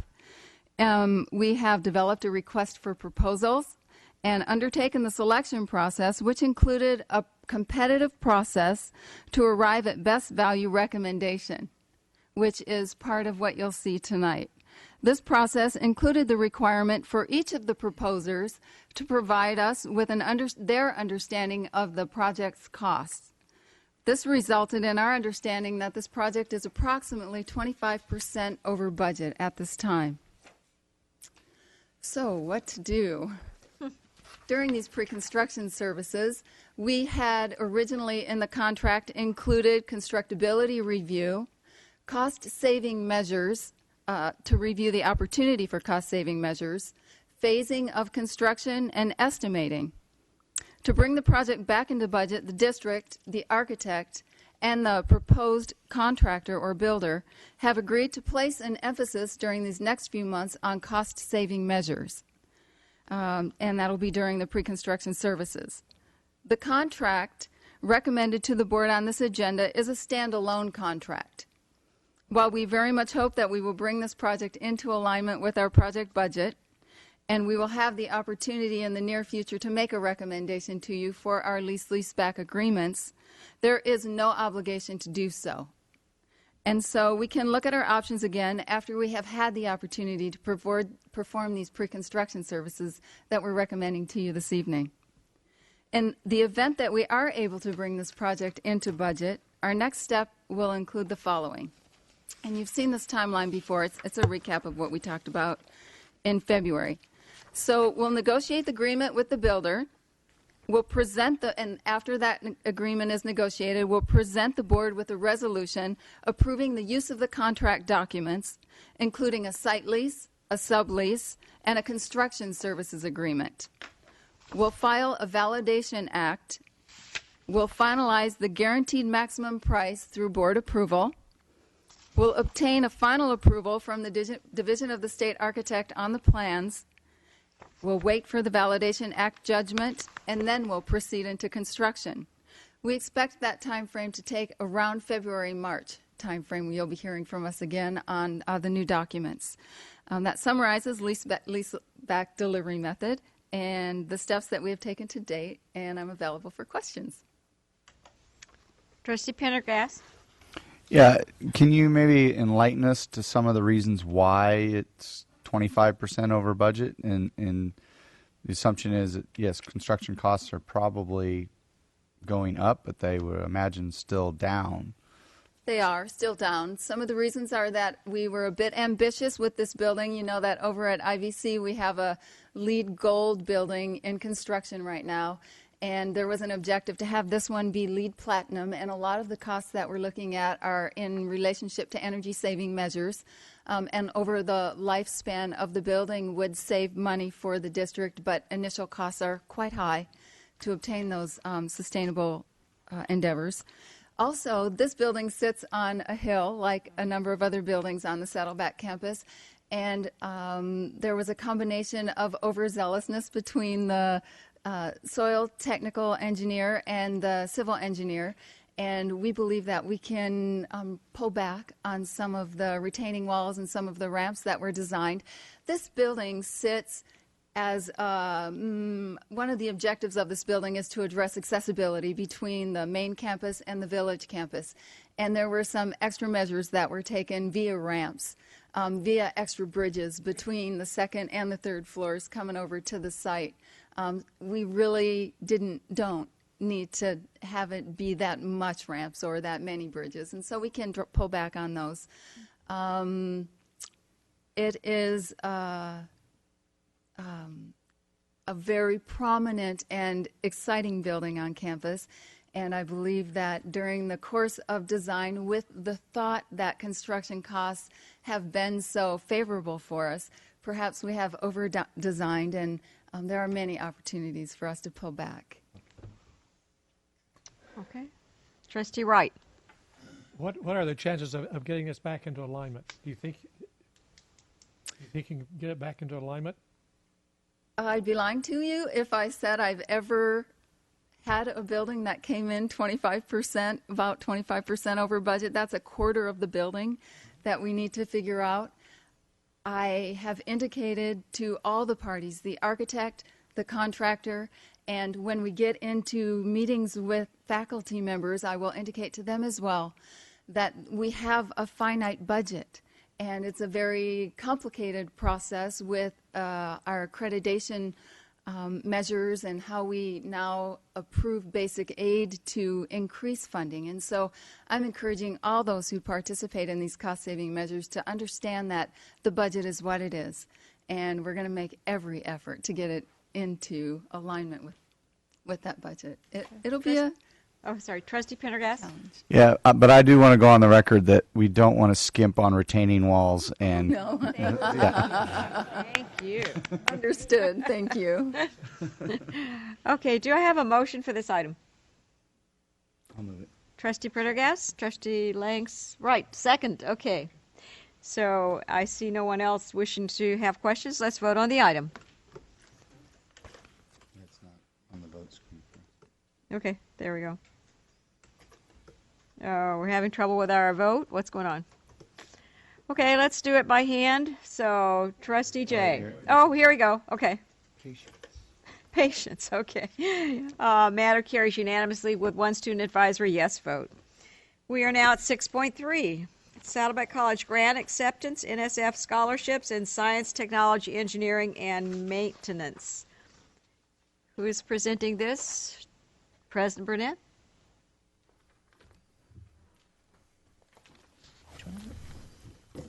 Grant acceptance, 6.3.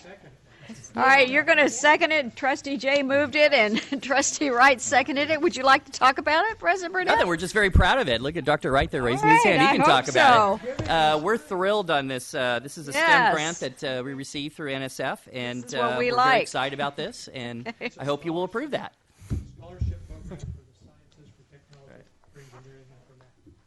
Can't beat that. Over $500,000. All right, I think we can vote on the item. Okay. Matter carries unanimously with a student advisory yes vote. 6.4, district board policy revisions to 5300.5 and 3517. This is to accept for review and study. Trustee Lang moved, seconded by Trustee Jay. Let's, I see no one wishing to question it. Let's vote on the item. Pretty simple. Trustee Pendergast, you didn't vote. Thank you. Carries unanimously with one student advisory yes vote. 6.5, request to revive sabbatical project for spring. And what college? Move approval.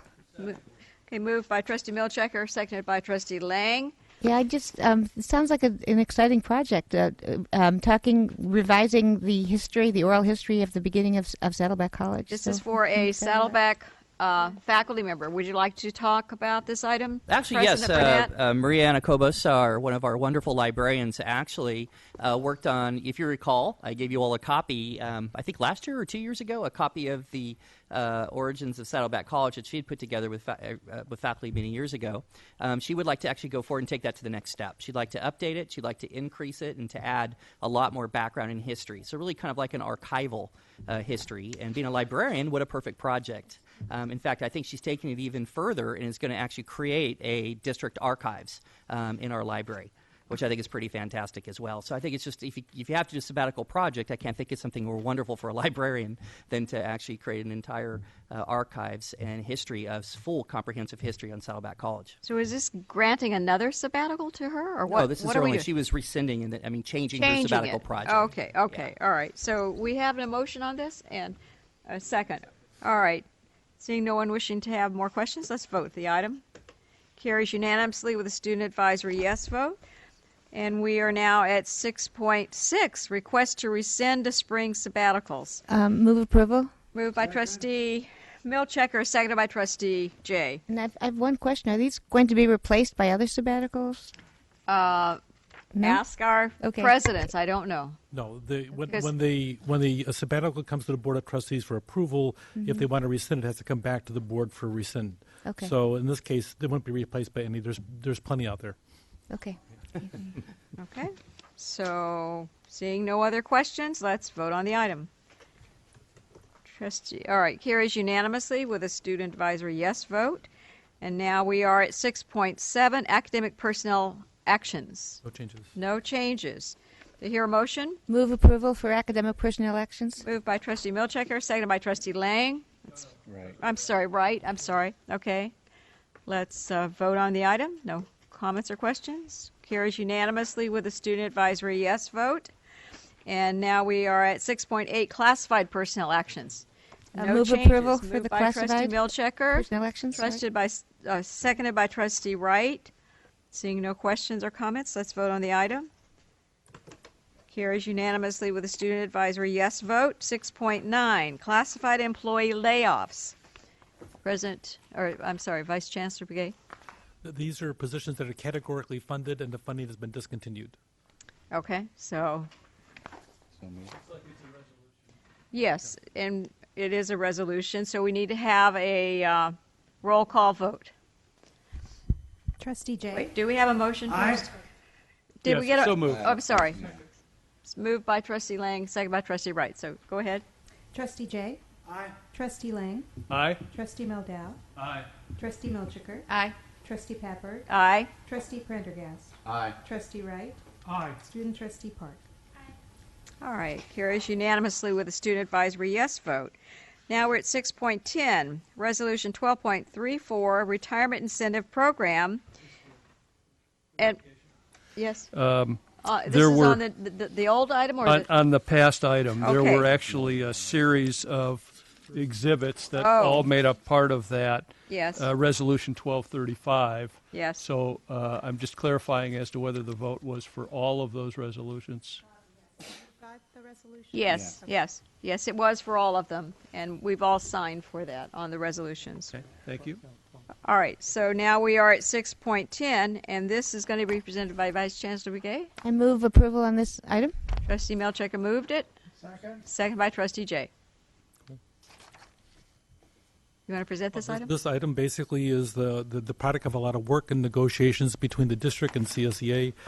We will have 37 members of classified staff if the board approves this, retiring at or around December 31st. And frankly, some of them will be very sorely missed. There's some very critical positions, but we're But for them, it's really congratulations. But for us, we're going to say goodbye, although sometimes it would be a very sad farewell. Okay. So this is an early retirement incentive, and this vote tonight will approve all of those retirements in the program. Okay. Seeing no one wishing to speak, let's vote on the item. Oh, is it a roll call? It is a resolution. Okay, sorry. We'll have the roll call. Thank you. Okay. Clear Trustee the Jay? vote. Aye. Trustee Lang? Aye. Trustee Meldau? Aye. Trustee Milchiker? Aye. Trustee Patberg? Aye. Trustee Prendergast? Aye. Trustee Wright? Aye. Student Trustee Park? All right, carries unanimously with a student advisory yes vote. We are now at reports. And the first report is 7.1, report on implementing Board of Governors' new priority registration priority policies. Any questions or comments about that report? Okay.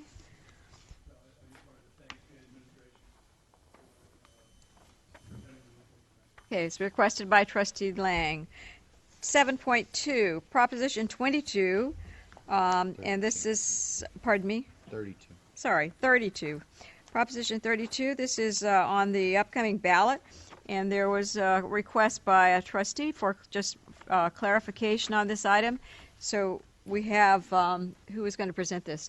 Chancellor? Okay. Yes, we were asked to place this on the agenda. Just an opportunity for trustees and anybody in the audience who wants to make a comment. It's a controversial measure that on the surface of it seems like it makes a lot of sense, but as people who evaluate it, when they're done, they think that maybe this is really to give great advantage to another political party.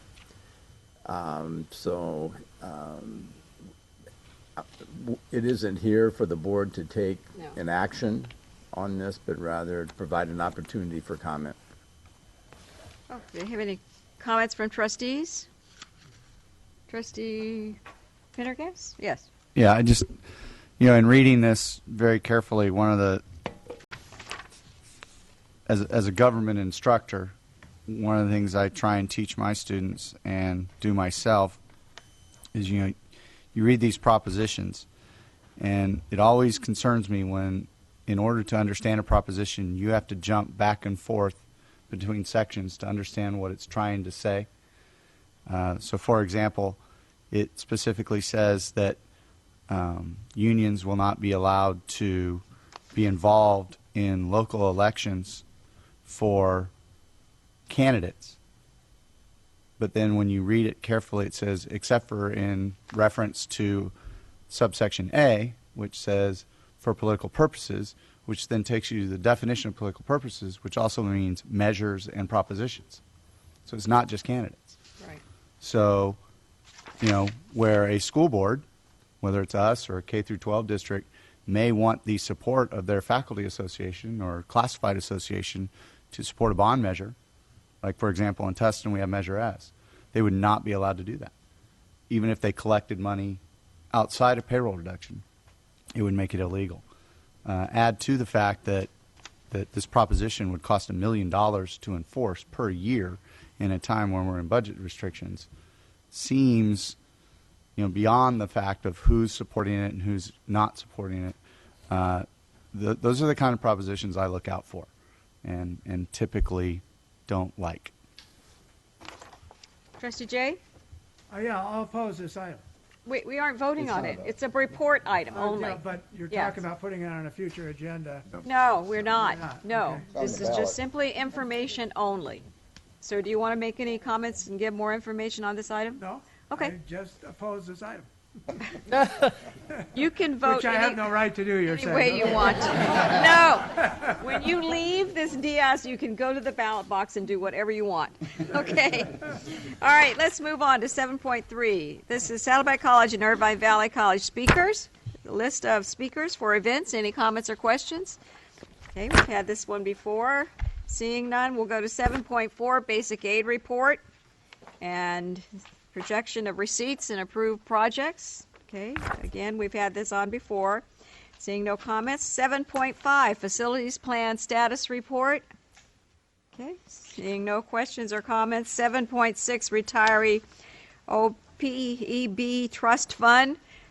We talked about this to a great extent last meeting. Yes, quick Okay. question. Seeing Trustee Lang. Yes, I just wanted to inquire, when is it that we expect to hear back from the actuary on the liability issue that we discussed? Yes. We're going to hear back from them potentially in December. We already engaged with the actuary to do the experience study, as we discussed at the last meeting, and then that information not only will be reported back to the board, but also then will be incorporated into next year's actuarial report. So it'll actually do a good job of verifying the number that we had already been provided in the actuarial report from last month. Okay, seeing no other comments, let's go to 7.7, quarterly financial status report. No comments or questions. 7.8, monthly financial status report. Okay, seeing none. 7.9, IVC Life Science executed takeover agreement. Okay, seeing no comments or questions, we are now at 8.0, and that's our reports, written reports, and we'll let each of our constituent groups talk about those written reports. Start with Saddleback College Academic Senate. Thank you, Madam President. Oh, I'm sorry. No, you're not listed on there. The Teachers Association, Paula Jacobs, go ahead. The mic doesn't work. Oh, no. No, the mics are not working. You have to speak up. Okay. Well, I'm glad to see that there was an item on Proposition 32. As you might imagine, the Faculty Association is opposing Proposition 32. And I would encourage everyone to vote against Proposition 32 unless, of course, you want out-of-state billionaires like the Koch brothers having undue influence on political process in California. This is a blatant attempt to silence the voice of the middle class, and the Faculty Association is opposed to Proposition 32. Okay, thank you. And now we are at Saddleback College Academic Senate. Thank you. Two items. Our in-service program for the spring has been pretty well set. I want to commend Jane Horling, who is our Flex Coordinator and in-service Director. I invite all of the trustees and members of the district to join us for some of the sessions. And I recommend those sessions, especially where food is provided. That's ones we like too. Second point, we have had a very successful program entitled the Great Teachers Seminar, which has been held at UCLA site at Lake Arrowhead.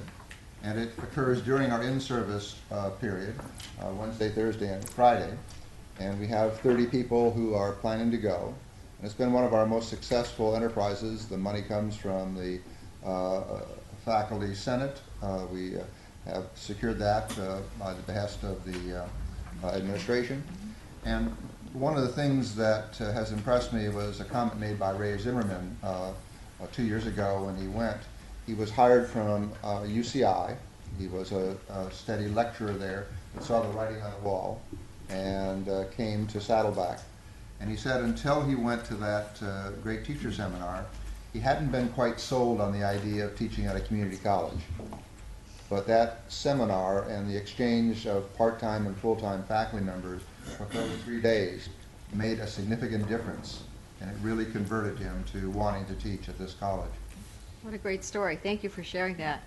IVC Academic Senate, Kathy Spindler. Thank you. I would like to report that we had a very successful Student Success Summit hosted by Saddleback College.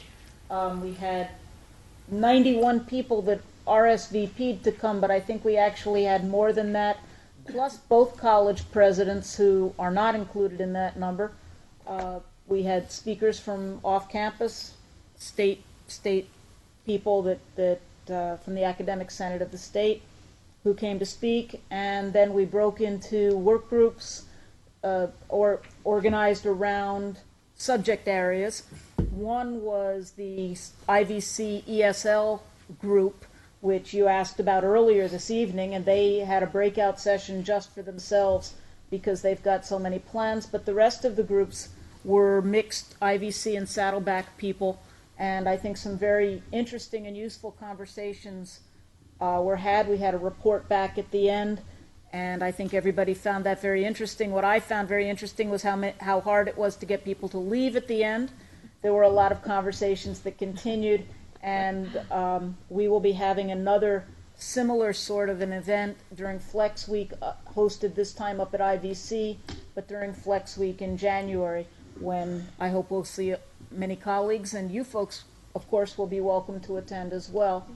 And I expect that many of those conversations will be continued in some collegiality between the colleges. Again, increasing, I think you're seeing much more of it this year, and we're hoping that that will be a continuing trend. And I'd like to thank the people from both colleges who made the reports today about the Student Success Recommendation 2, and I think they did a good job. I hope that you folks enjoy meeting more of us than you have usually been meeting. So if nothing else, it's just nice to see more faces come down here, meet you, and for you to see them. And again, I was particularly impressed by both presentations. Obviously, the people making the presentations were very enthusiastic and excited about what they were talking about. And that enthusiasm and excitement is what translates into excellent programs at both colleges. Thank you. Very good report. And Mike did smile a bit. He did. Yes. He did. Well, you were only tickling him. So did you. All right. And our Associate Vice Chancellor of ATEP, Randy Peoples. I have no report tonight. Okay. And our President of IVC, Sure, Dr. Rockmore. I will be brief. I also would like to thank our teams who presented tonight. I think Craig Hayward, our Director of Research Planning and Accreditation, is still here. I thought I saw Arlene a minute ago from the other team, but I thought they did a wonderful job. Very good, yes. And it was also great to hear what Saddleback College is doing in both of those areas. Very helpful to share good ideas. I would like to mention that IVC held 2 open forums and on September 26th. And what we did this time is we had a panel that had our executive team plus all of the governance leaders at the table, including the student government, and just there to answer questions. We just had a very brief introduction, updating on just a few of the more current events, and then the rest of it was open to dialogue. And so we staggered the meetings over 2 days, the forums, so that it would reach a larger population of attendees, and it worked very well. And then lastly, I would like to thank our trustees for attending the Veterans Angels Gala. From all accounts, it went very well. I think everyone who did attend were thrilled with the event. And as you know, we're building to a much larger event in June. And really get the idea of the Veterans Angels kicked off and raising some well-deserved funds. So Great, thank you. And President of Saddleback College, Todd Burnett. Madam President. First of all, I just returned on Saturday from Washington, D.C. I had a whirlwind time of days of meetings with all of our congressional representatives, including our 2 senators' offices, House and Senate committees, agencies, and departments, several of them, the governor's office, et cetera. Highly productive meetings, and I will be, as I told the Chancellor today, I'll be putting together a written report for everybody to see on some of the findings and some of the themes that have come forward.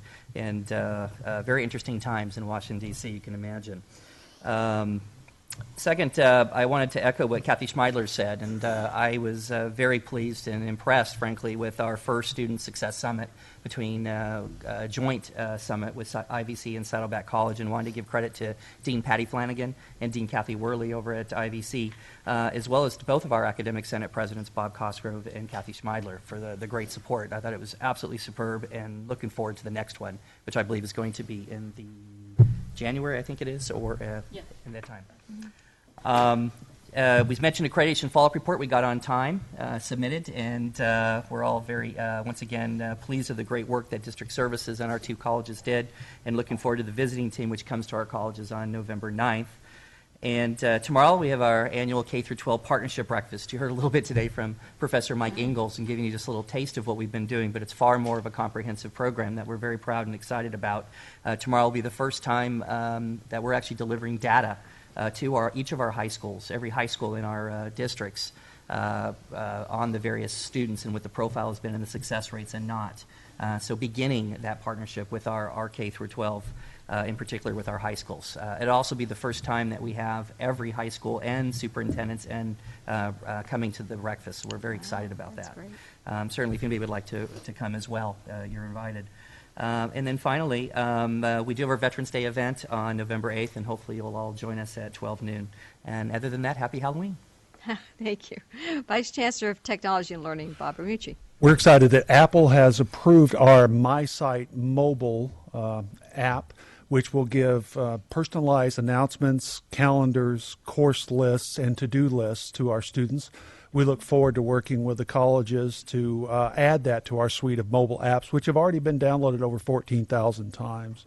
It's also been a very busy month for outreach. Myself and Jim Gaston gave a presentation at the Student Success Conference held in Costa Mesa. Denise Insiang and Saddleback's own Dr. Clara Cesario Silva also made a presentation there. Jim Gaston and I have been interviewed by the Education Advisory Board, a think tank in Washington, D.C., and those interviews should be reflected in upcoming publications. I had the privilege of joining my colleague Deborah Fitzsimmons as well as Carol Hilton and Kim McCord. I gave a talk at the Mission Inn in Riverside for the ACBO conference. That's the Association of Chief Business Officers. Related to that, I gave the keynote for the Central Association of College and University Business Officers, or CACUBO, in Tucson, Arizona. And EDUCAUSE paid for me to go to Baltimore to serve on a panel on predictive analytics, along with Dr. John Campbell of Purdue University, Dr. Tristan Dindley of Austin Peay State University. So it's been a busy time, but it's a pleasure and a privilege to get to participate in these events. Indeed, very exciting. Thank you. Vice Chancellor of Human Resources, David Breguet. I stand ready and prepared for Movember. Thank you. All right, Vice Chancellor of Business Services, Deborah Fitzsimmons. Being at Bob's presentation at ACBO, he did a really good job. He had so many comments in the audience about people who appreciated his presentation. I would have to say, after going through 2.5 days of workshop on state budget and all the other sessions we had, he was the best presenter. So congratulations, Bob. Wow. I would like to remind the board that you did approve 2 new construction methods, and we already have the RFP on the streets for the first building that will be going under design build process, and that's the IVC A400 major renovation. And those RFP responses are due back in November, and the group will be looking and reviewing those and make a recommendation to the board, which we should have on the January agenda. So you'll be seeing another presentation by Randy Delana pretty soon in January, which will go through the RFP process for design build for A400 building. Great, thank you. And our IVC Classified Senate President. Thank you, Madam President. I just wanted to report one item. A couple of weeks ago, we had our second Veterans and EOPS family distribution, food distribution. We distributed 45 families, about 1,600 pounds of food and fresh fruit, and we'll be doing that again in December. So we did accomplish that. Great. And our classified president of Saddleback College. Hi, I'm Don Minio, Classified Senate President. A few things. Veterans Thanksgiving, the giving time is already here. And you'll see these in different academic offices and even the district where we're collecting canned goods, and we put a basket together. We also collect gift certificates for different supermarkets as well. So if you have any cash or cash, we can always take cash, and we'll give you a deductible receipt for that. Also, I asked the Classified Senate if they wanted to participate in Movember, which I'm going to send out a reminder email to people to see if they want to join. And they even have an award for the follicle challenged, they say. They even have an award for she-mows, too, as well. So if you look on their website.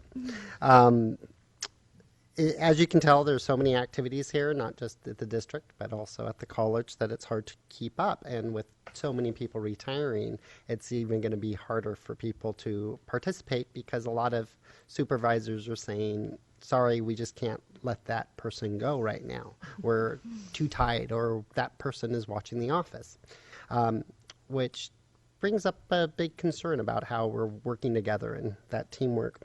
So also, as we leave the meeting, just keep your thoughts of kindness open to all those people that are suffering on the East Coast with the storm.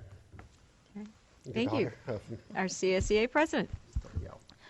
Hi. Hi. I just must say thank you to the board for the retiree package that you approved tonight, and to Chancellor Portner and David Begay. And there was money involved, so probably Deborah Fitzsimmons. Thank you guys so much. I'm actually going to be one of the participants. Oh. Well, if I'd known that. No, it's, We're going to take it back. Thank you. And our ASG president from IVC, Thomas Steen. All right. Good evening, everyone. For October, we had a really successful transfer day, which is same as Saddleback. Colleges came up, and all the students participate to the college that they want to transfer, such as some UCs, USC, private school, Cal States. There are like more than 10 colleges showed up, and a lot of students participate in it, so which is really good.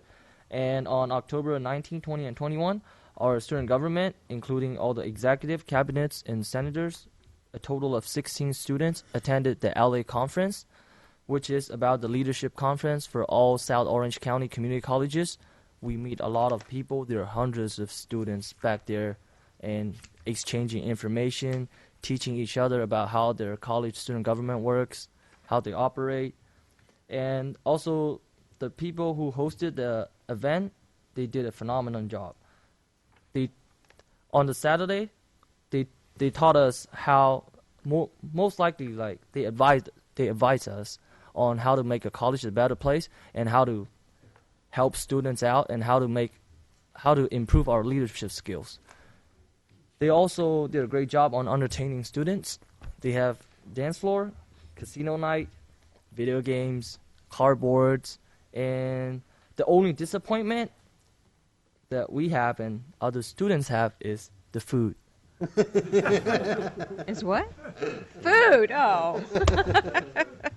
Because the hotel that we stay in is LAX Hilton, so all students are expecting some sort of surprising food, and it turns out not that great. And for the upcoming event for October 31st, we'll have a Halloween event, and our committee decided to call it Fear Fest. We'll have cakewalk, which is on that day, some students will wear some costume to show up.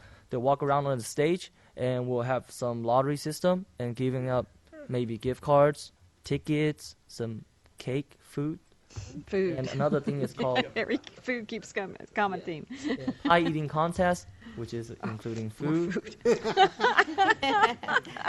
And fear factor, they're still thinking on it. Maybe let students, they'll fold their students' eye and let them eat or touch something that's make them feel uncomfortable. So I don't know what is it. They didn't tell me. And I'll end with this. Happy Halloween. Thank you. Thank you very much. And with that, we stand adjourned. All right. Thank you.